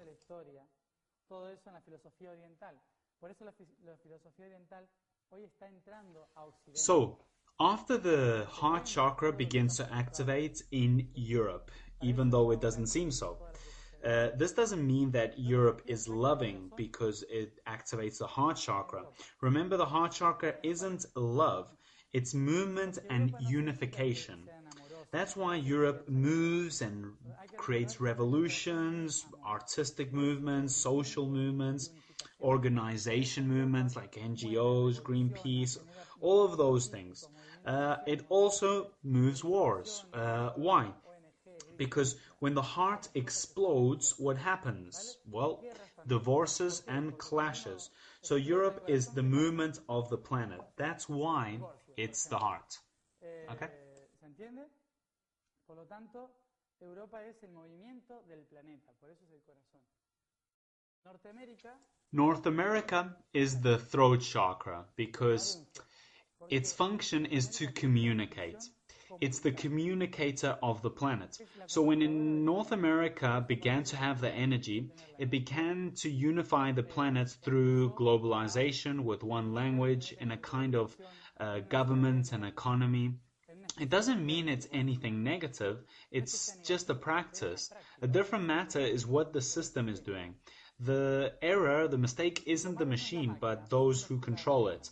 That's the main problem, really. But North America has the function of communicating and unifying the planet through its systems. And now the Kundalini energy is activating itself in South America, in the lake Titicaca. This means that Earth is going to initiate its third eye. And when in 2050, more or less, it goes down to the Antarctic, which chakra will activate? The crown. That's probably when the pole shift will happen and the Antarctic will become North Pole. Because the Antarctic is a chakra that activates the whole planet. That's why no one can touch it and put a finger on the head.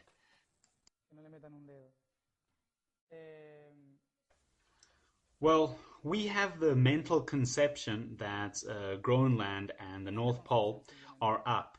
It's just because the magnetism draws us towards there. But if the magnetism changes and draws us to the Antarctic, our conception will change immediately towards the Antarctic. You can see the universe one way or the other, and it'll continue to be the same. Actually, the Bolivians still draw the Antarctic in the north. Although it doesn't seem so, the Bolivians in this aspect are the most evolved on the earth. They understand that the integration of everything is towards the Antarctic. Yes? Okay. Well, the structure of the earth is the nucleus, the magma, and its hollows in some areas where there are cities inside the earth, which also belong to the Galactic Confederation and are put there to protect the center of the earth. So while we work on the surface, The Galactic Confederation also protects the inside part and the outside part from the atmosphere upwards. Each one has their role, and because we are a bit unstable on the surface, the people below make sure we don't reach the nucleus, and the people above make sure we don't go too far away. En la superficie, los de abajo controlan que nosotros no lleguemos al núcleo y los de arriba controlan que no nos vayamos tan lejos, ¿sí? Es como que intentan, no, es ahí donde tienen que estar ustedes, ¿vale? Hacen lo que pueden. So humanity's history is also going to be understood this way. What I am interested is for you to understand about the age of Pisces, where we have been through many things with which we are still frustrated with, yes, with division, sex, religions, political control, and all that. Really, the Pisces age was necessary. What I want to explain is its relationship with Aquarius. How can we understand what's going to happen in Aquarius? Anyone knows or has an idea? Well, there are many ideas. A world in peace, love, and unity, where we will open to our consciousness and be spiritual again, that from one day to another the whole humanity is going to improve, or a technological humanity of war and destruction and all that.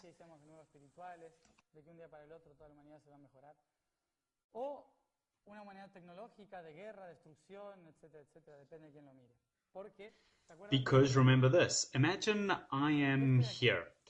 If I vibrate negatively here, everything I see after will be negative. And if I vibrate positively, I'll see everything after positively. Okay? Understood? So maybe in Aquarius, many will suffer and others will love it, will enjoy it.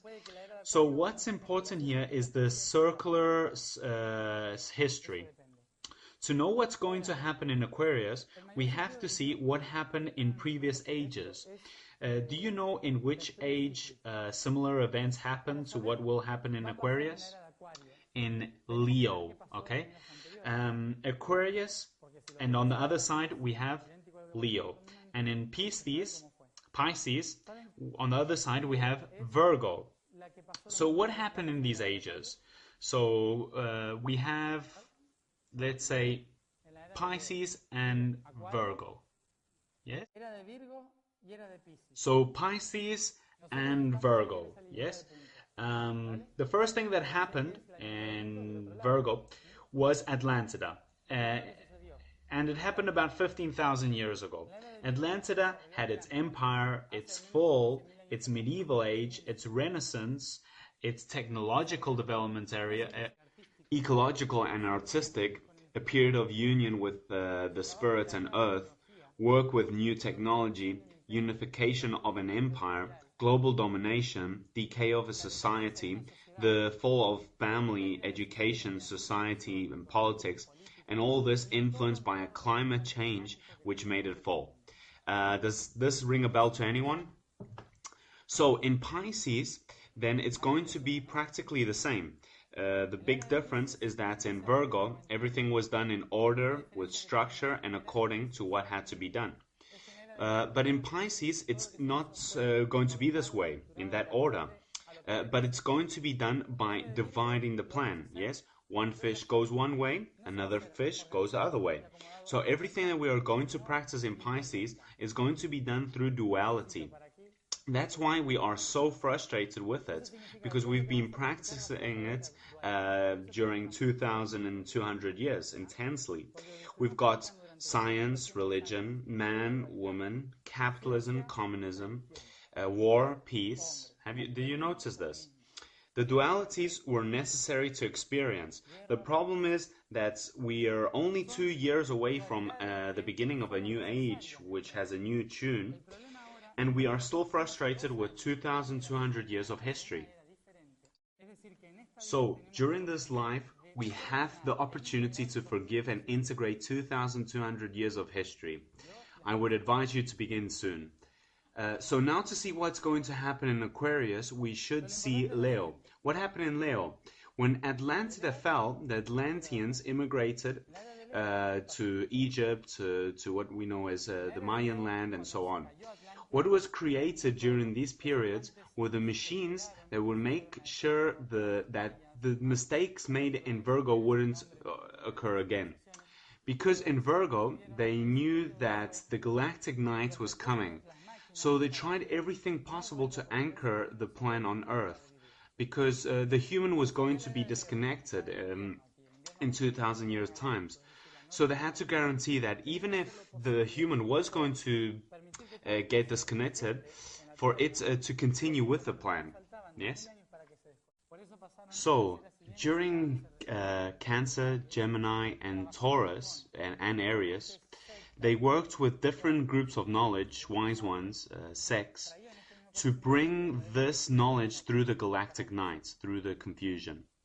So during Leo, what happened was the unification of humanity according to a political and spiritual plan. So for all to be connected again, that was the intention or idea why they all unified in Leo. The difference between Leo and Aquarius is that in Leo, everything was done through the kingdom, the glory, and in Aquarius, we are not going to work this way, but it's going to be through flowing, through going with the flow, let's say. So in Aquarius, we are going to unify all that became separate and divided. The same way Leo tried to integrate all that was done wrong by the Atlanteans, Aquarius is going to have to integrate everything that was done wrong by the Pisceans, from Pisces. En la era de Acuario se va a intentar acomodar todo lo que hicieron mal los piscianos. ¿Sí? Vale. So in Aquarius, we're not going to fly up to 5th dimension. From 3rd dimension, we can still easily vibrate in 5th dimension. Probably we won't see angels. We are not going to experience an age where we are connected spiritually. Aquarius is an age where we are going to work socially in constant communication with new technology and the unification again of the plan on Earth. This means to become conscious again of that plan on Earth. Okay, and inside Aquarius, we're going to have a period of 150 to 200 years where we have to integrate the age of Aries.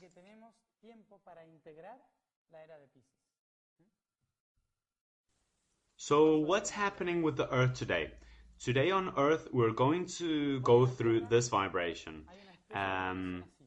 So, as you can see, this vibration is constantly on Earth. What happened in Virgo? Atlantida, yes? And now we are entering Aquarius. So what does this vibration mean? Can you recognize the color? It's the indigo vibration. It has always been present in the history of humanity. It's not new. It's not as if there are indigo souls. It's the planet which vibrates in indigo. Indigo is the color of transmutation and change. So during history, there are higher or lower intensity of indigo vibration. Can you see the highest peaks? At the end of Atlantis and at the current date. Indigo means transmutation of everything which is stuck. Atlantis got very stuck. And in Pisces, we are also in the same situation. So now we need a group which deconstructs everything. That's the idea. So during Virgo, what was mainly experienced was wisdom, working the process through knowledge. So during 7,000 years, Virgo, Leo, Cancer, and parts of Gemini, they worked with wisdom on Earth. Through the wise ones, the kingdoms, the priests.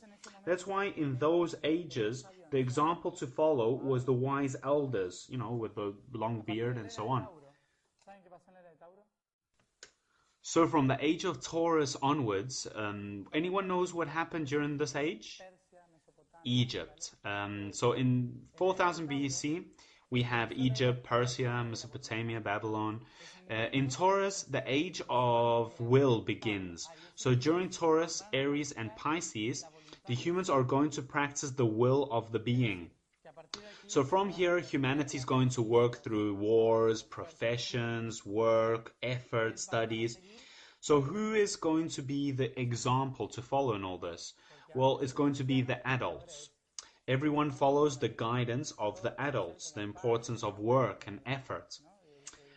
So after, during Aquarius, what ages begins? Do you remember the sacred trinity?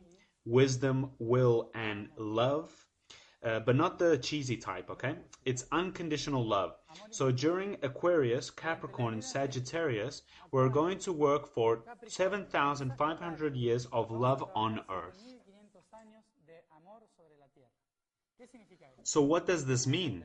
It's not that we are going to be loving. Really, during the ages of wisdom, we worked on will and love through wisdom. So during the ages of will, we worked on wisdom and love through will. So during the ages of love, we are going to work on wisdom and will through love. This is what's going to happen, and this is why some adults are suffering so much with the young ones today. Because during the Aquarius, the pattern that we're going to follow is the teenager. That's why sometimes we are sent to share this information and being younger than 25 years old, for people to get used to it, yeah? This is why society is so focused on the teenagers today. The adults and the old ones wanting to be like teenagers. Everything is made the teenager style. It has its logic, okay?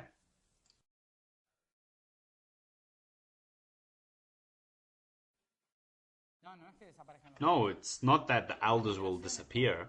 The vibration is young. So before they were also children, even if the vibration was older. It's just the example to follow, the teenagers. Because we are going to live in a vibration which is based on love and fluidity. Who flows the best? Well, the young ones. We can't continue with the structured work of the adults. That's why the transition between will and love is creating so much suffering. The adults now call the young generation the no generation. No work, no studying, nothing. They were born to lay down and wait, and in the meantime play video games. Why is this? Because somehow we have to break with the structured system, and many times it's going to be non-action and peaceful the way it's done. Which is the peaceful way? Not to interfere in the process. I sit down and wait. Yeah? He doesn't do his homework. Why should I? He doesn't do anything at home. Why should I? I don't care. You won't be able to make a living. How do you know? Maybe yes. Who knows what happens tomorrow? So we're going to do things through flowing, and we're not going to work just for the sake of working. We're going to work because we feel we must work. This is will through love. And one is not going to learn to have a great CV, but to learn what one has to learn and for this to be applied. That's why I say working through fluidity or love. So we've got then the elder, which was wisdom, the adult, which is will, the young one, which is love, and the child. To reach a child, we still have to wait for a long time. Now we are entering the young one, which means at least 200 years of social teenager. This is going to hurt. This means constant transformation. So it's good to know for those adults who are having a hard time as teachers or parents.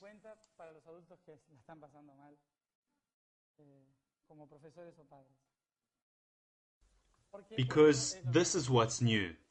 Teenagers. Not necessarily a group of beautiful spiritual beings connected with God. We have to understand that all of them are part of the process. That's why I put these images. Every young person who is helping to transform society is doing an indigo process. It's not a specific group with a kind of indigo ID. What I'm trying to show here is that we shouldn't classify the young people. For example, a very common categorization. Can you see those two images at the top left and right? Who are they? Yes, well, they call them dark, emos, goth. Who would you think they are, and at what level are they coming from? From the dark? From the demons? Well, normally they are coming from the Christic level, because they are here to channel the pain and suffering of society through their body and soul. They are purifying the planet through their being and life. So darkness is not always a negative thing, okay?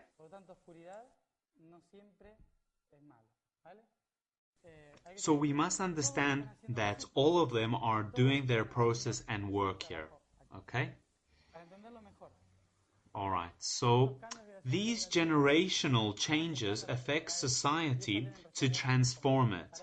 And this is going to be done basically in two ways: action and non-action, passive.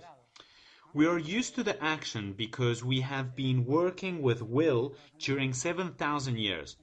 So we have the tendency to implement action, yeah? Political parties, revolution, unions, transform politics through politics. One has to study to make a living. You have to work all your life to afford a beautiful coffin, for example.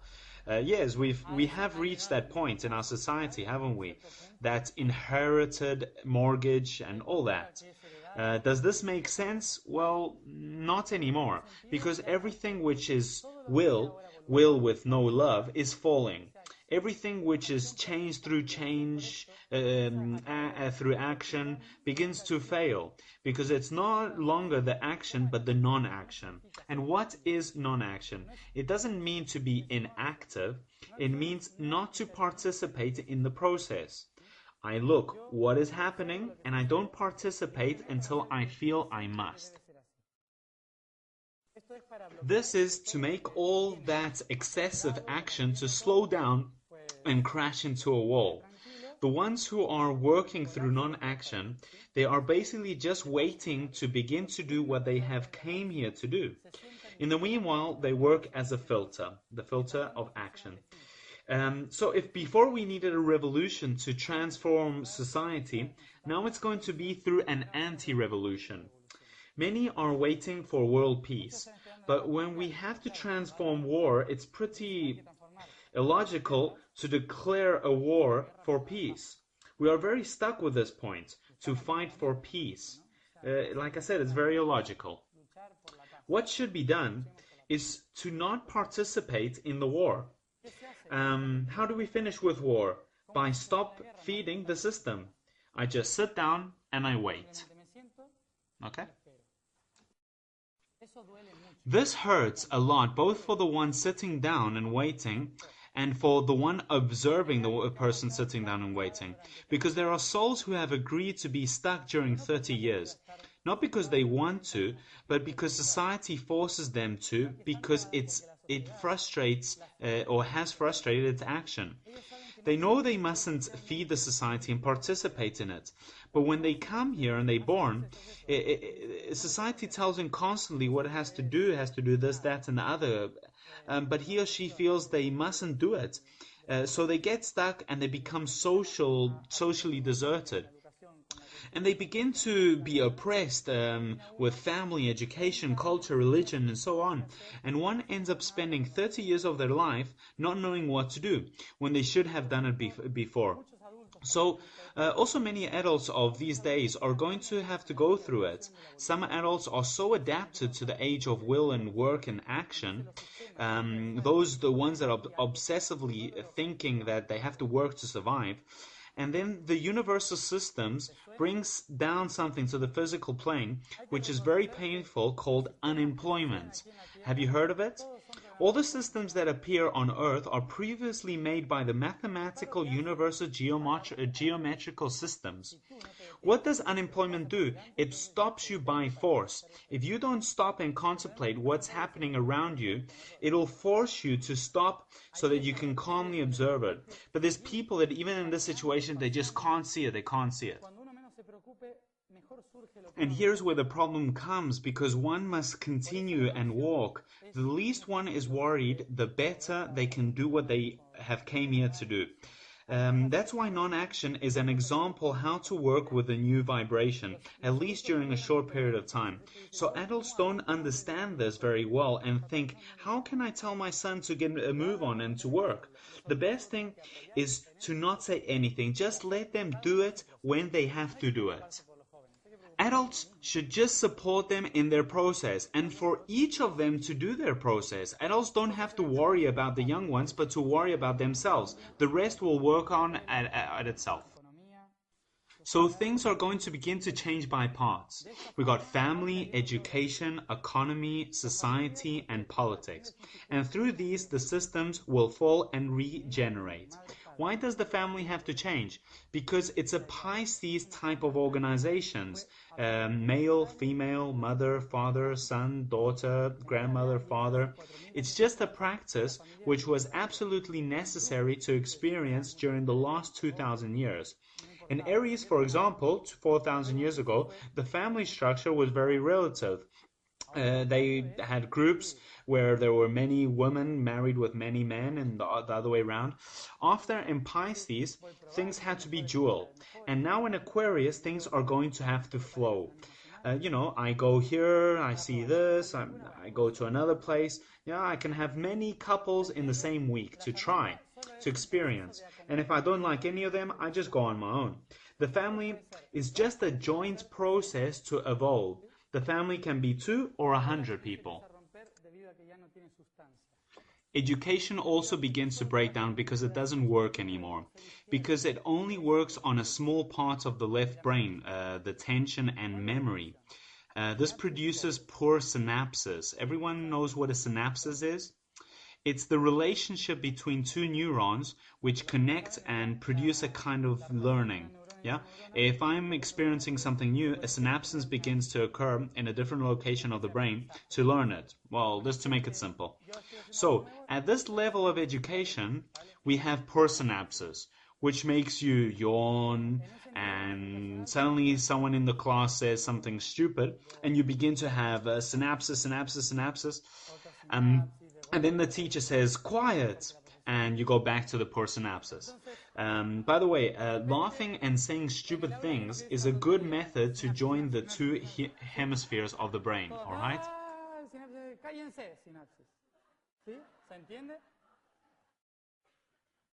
¿Por qué? Porque reírse y decir estupideces también es una parte de alinear los dos hemisferios cerebrales. And this is important for the new education, to work with theory and practice with both hemispheres of the brain.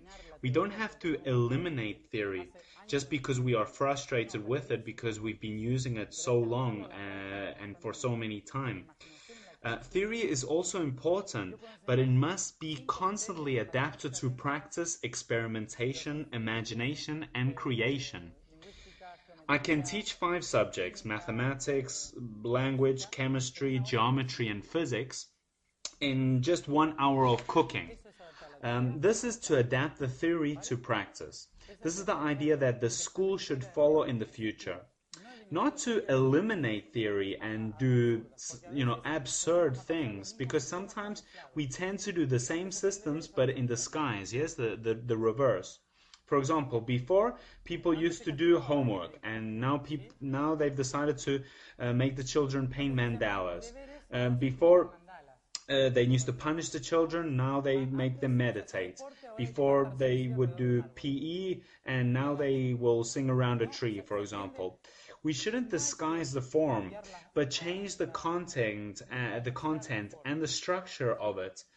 We live in a physical world, so we have to learn how to live and survive in a physical world. We can't live based on fairy tale ideas flying about. All the ideas should have a practical use. So use the understanding of God, spirituality, angels, masters to work here. How can we use this and to express it here, okay? So, when it comes to economy, well, we know that the economy is already collapsing, and will collapse even more when a solar storm affects the satellite systems. But, well, that's another story, and we'll see it later. The economy doesn't fall because it's bad or it's negative. It begins to collapse when it gets worn out, when it is overused and abused. This is what's happening now. There are so many numbers, banks, and that it's beginning to fail. It ends when it begins to empty itself. That's why many young ones are emptying the adults' pockets, okay? This doesn't mean that it's the positive or only way of doing it. It's happening by force because it's got stuck. So, society will end up falling, okay, also, because during Pisces the tendency was for society to unite in groups, associations, with a name, a flag, with a common aim, for everyone to collaborate for the same thing. But in Aquarius, the society is flexible. This means I can create a group which can last just one day. But during that day, I collaborated with something. I helped to make something. You know, it's like I met with a lot of people, I did what I had to do, and it's time for me to continue my process. And again, meet with another group to collaborate and continue with my process, all right? It's a continuous process. It's a kind of wave that we practice between individuals and groups, yeah? So we go from groups to being again alone, we go back to another group and we become alone again. So the group isn't going to be the most important, but it's going to be each individual journey. So society is going to change by breaking down everything which is social organizations to create social networks. So before we would meet in a house to discuss how to solve the world problems, and now we are going to go to Facebook, for example, and in Facebook I connect, or I'm in if I feel like it. If I don't want to, I don't exist. I decide where I go and what I share and when I want to share it. It's flexible, okay? So there's going to be a total flexibility. And politics will fall by its own, because politics is just a propaganda. Politics is the pineal gland of our physical body, the part that controls and organizes the rest. But if it's based on something absurd, then the rest won't work. Politics, or the pineal gland, is a propaganda which all the rest of the chakras listen to. Politics is a propaganda, so this whole thing of saying that, for example, Coca-Cola is bad and don't drink it because it's bad, most surely what's going to happen is that you're going to think about that Coca-Cola and end up having one. If I say, for example, that politics is bad and negative and that there are political conspiracies, then one is going to think constantly in the conspiracies and end up giving it energy. How can we end with a propaganda? Well, when one begins to ignore the propaganda. This way, the propaganda loses strength and it ends up falling by its own. Some say, if we don't vote, the bad ones will win at the end. Well, let them win. So what? When they win, they're going to face such a disaster that they're not going to know what to do. So worse for them, just let them be then. So, what I'm most interested to share about all of this is the following. What is the base or the pillar of a society? Which is the most important aspect to change, which will affect and change the rest? Education? Family? What do you think? The family? The economy, yes. Economy is the pillar of any society. We don't like it because it's been perverted. In our physical body, which chakra is the economy? You're going to want to die. Yes, it's the heart. Okay? The heart is the bank, and the blood is the money or material goods. What's wrong with the current use of the economy today? Where does all the money go to? To the heart, to the bank. And if all the blood, money, goes to the heart, what happens? you have a heart attack. That's what's happening with the economy today, okay? So all the blood is going towards the heart. That's why the economy is exploding everywhere, because the system can't bear it no longer. The heart has to give blood to all the parts of the body, and wherever it's lacking blood, it must go there. It has to be balanced. And why? Have you ever heard the saying, full belly, happy heart?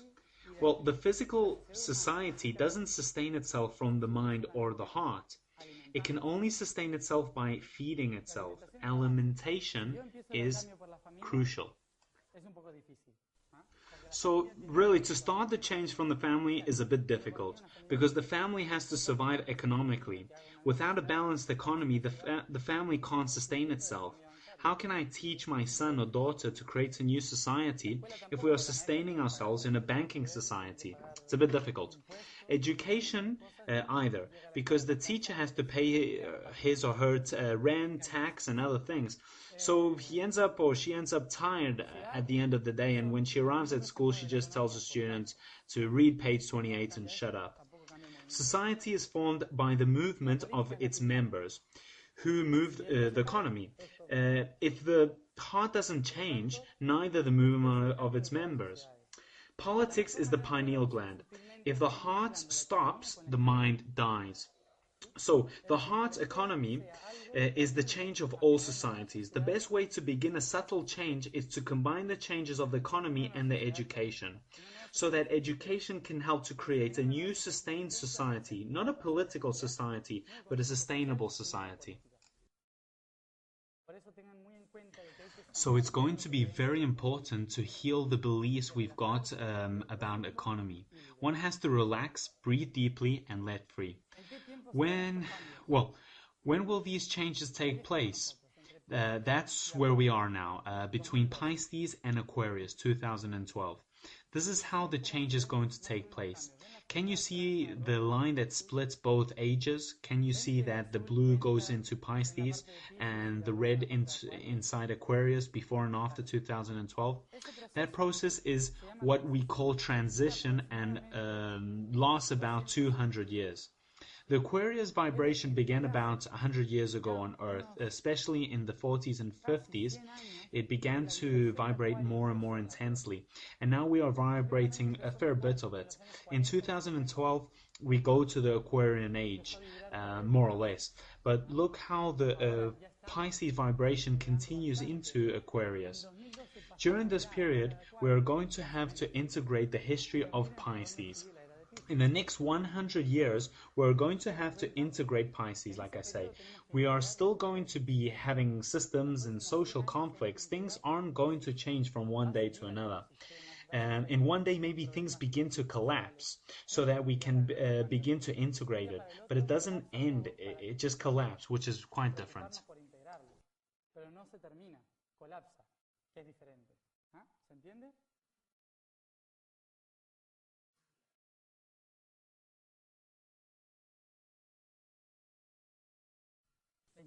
On the 21st of December 2012, the two suns align.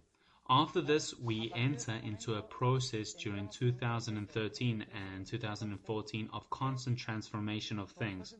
Remember that the future is just a projection of the past, which means it's predictable but not exact, because it's constantly vibrating very high. So what we think or say is going to happen is not necessarily going to happen. What's going to happen depends on how we are vibrating at the moment. I can tell you, what should happen in 2013 according to the plan, but because it depends on what will be done and happen here, it's never going to be exact. So, during the alignment of the two suns with our planet, a great burst of light from the central sun is going to affect us. For you to understand, our planet represents the finger articulation. The sun is the wrist articulation. The elbow represents Sirius. The shoulder represents Alcyon. another important star located in the Pleiades. And the heart is the central sun of the galaxy. Otra estrella importante que está en Pleiades. Y esto de aquí, el sol central de la galaxia. We all move this way, okay? And during 2012, we are going to do this. All the suns align towards Earth. This means that the pulse of the central sun points directly towards us. Another sun isn't going to appear on the horizon like some have said. If this happens, I'd advise you to begin to run away now. This pulse of the central sun will reactivate the other suns, especially our sun, creating sunstorms which will burst out huge electromagnetic waves towards the planet. The first planet to be affected will be Mercury, then Venus, and after Earth. Earth has an electromagnetic shield to protect us from the excess of electromagnetism. The problem here is that this doesn't cover our satellites. What does this mean? They may be, maybe all the communication on our planet will collapse. When this happens, everything, which is communication or finances, will be deleted. And this maybe will be the crisis that everyone is talking about. Because when the computers begin to fail, then you'll end up with the 4 euros you had in your pocket. The comments of the lady. Will my mortgage also be deleted?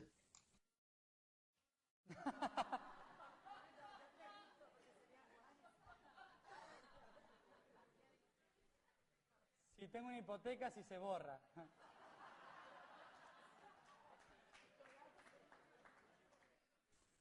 Who knows? If they printed it before, well, maybe you'll still be screwed. Well, everything that appears as 0 and 1s on the computer system will begin to go crazy. So the main problem will be for those who are attached to the financial system, those with credit cards and all that type of things. It's not that money will disappear forever. What will end is the financial accumulation of money. That's the only difference. During this process, maybe many people will go vibrationally unstable because when the vibration of the planet begins to increase, then our brain vibration will also increase. And here is what the whole consciousness change of 2012 talks about. This doesn't really mean that we are going to connect with the spirit again, but probably it'll create in some people a certain unbalance where before they were very structured. So for some people who are vibrating in a structured manner will suddenly activate their right brain suddenly and begin to see things and go half schizophrenic for a while. And maybe those who are connected will suddenly close down.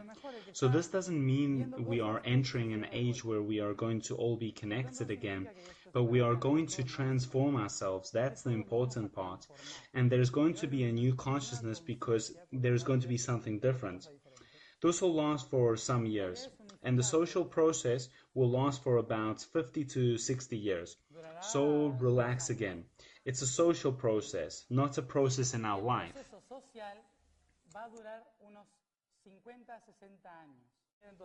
So your life may change in 2 days, but to change a society it takes years. So don't expect things to drastically change suddenly. The satellite system may break down suddenly, but the rest will take its time. So, the main basis and pillars to understand how to live through this process now, I'm going to explain that. Well, we have to remember that to be able to channel light, we have to know that we are here for that purpose. In Aquarius, we're going to channel the light through a different process. Well, first of all, what's important to know is it's going to be a process of individuality. During 2,000 years, we are going to practice, experience an individual process, not so much to depend on others. Each person should know what they have to do and when they have to do it. That's why associations and relationships are starting to fail, and people are feeling a bit lonely more than ever. Even the spiritual guides who were constantly around us are letting go to see if we can start walking all right. So if you feel lonely, try to enjoy it. Don't be afraid of being alone, because individuality is going to be a process to work on. Number 2 is self-direction. From now on, the spiritual masters are going to become learning partners. They were helping to guide us before when we were completely lost, but now our process is going to be individual and not in group. So we don't need masters. Each person knows what they have to do and where they have to go. If someone tells you to begin to stock on food and run to the mountains to save yourself, don't necessarily take a notice, because maybe your path must be done in the middle of the city. Each person knows what they have to do. They have agreed it before. So it's important to flow and do what one feels they have to do. Number 3, spiritual authority. We don't necessarily have to become spiritual and neither be authoritarian.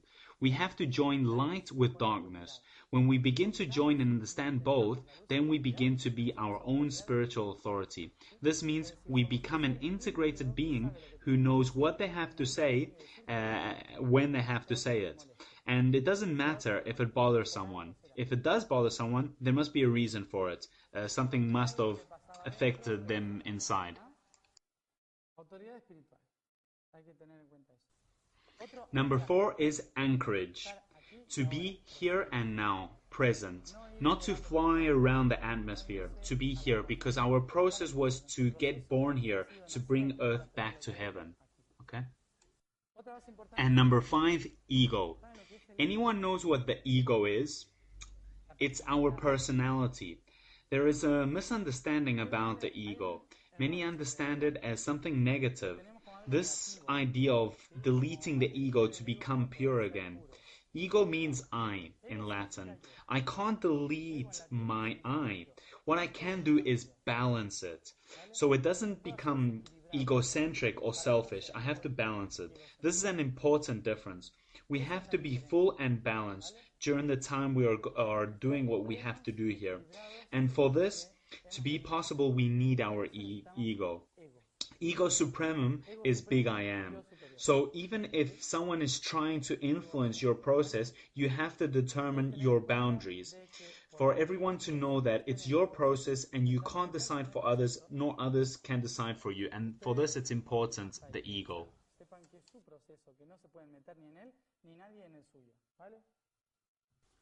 Number 6, love. Unconditional love, which means to accept the process of the others.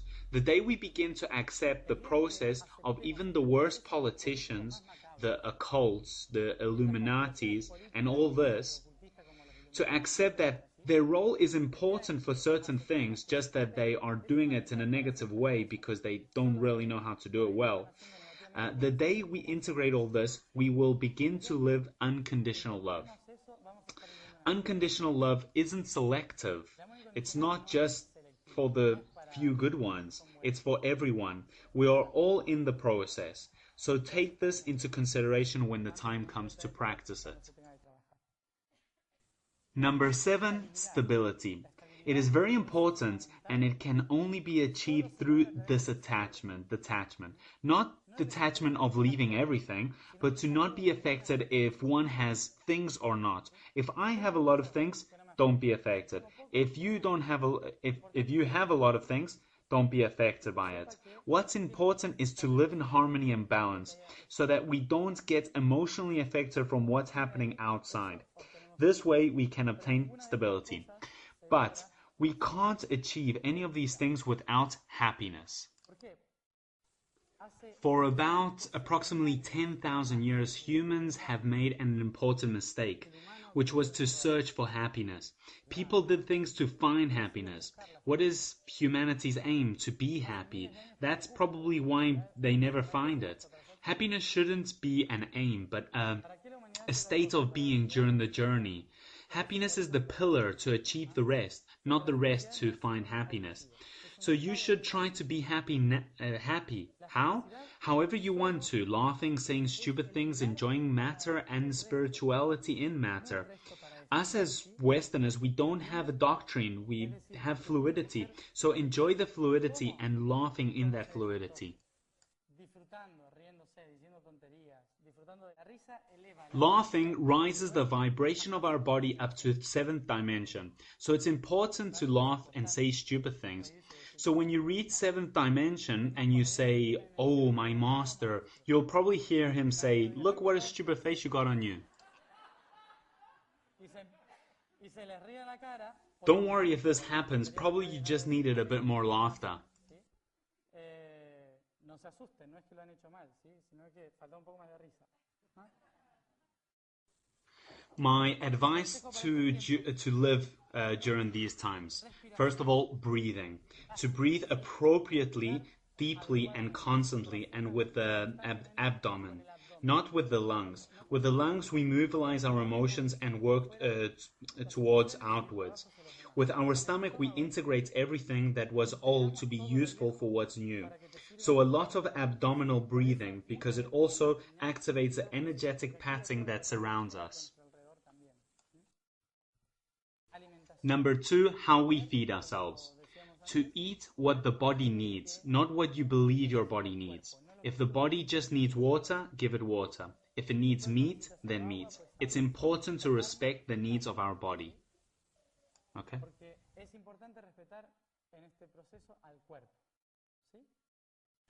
Number 3 is anchorage, to be here and now. The 3 things in this order reflects the following. To be trees. Everything you do with your breathing, feeding, and anchorage can be understood by being trees. They are the best masters we can have during the next 2,000 years. Why? First of all, because they don't speak. They only respond by being. They breathe in light. They channel and transform it through their feeding system. They take it down to earth by being present on earth, and they give it back to all the other beings which are outwards. That sums up everything from the origin of the universe. So we are universes practicing inside another universe, helping this big universe to understand itself by understanding ourselves. We have to do it by living happily everything that is in this universe, allowing ourselves to flow in that universe, experimenting everything we can in this universe. And the best way to do it is as simple as breathing, eating, and being present like trees. Permitiéndonos fluir dentro de este universo, experimentando todo lo que se pueda dentro de este universo. So, from now on, each of us has the answer within to know how to live our future. It doesn't matter what's going to happen in the future. What's important is for it to happen and for you to enjoy it. So when you finish listening to this, do something stupid, go to the cinema, eat something solid, go for a walk. Whatever you want to do. And please, try forget about everything you heard here for a couple of days.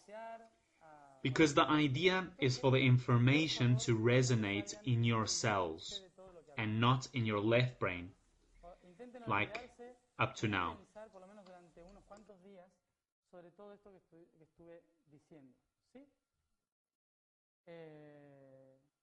Ya que la idea es que resuene en sus células, no en su hemisferio izquierdo como hasta ahora. ¿Vale? Bueno. Well, seeing that it's so late and they're gonna close us in here, just this. My advice, be trees, enjoy yourself, laugh, forget about this for a couple of days, and thanks a lot to be present here in this process now. Thanks.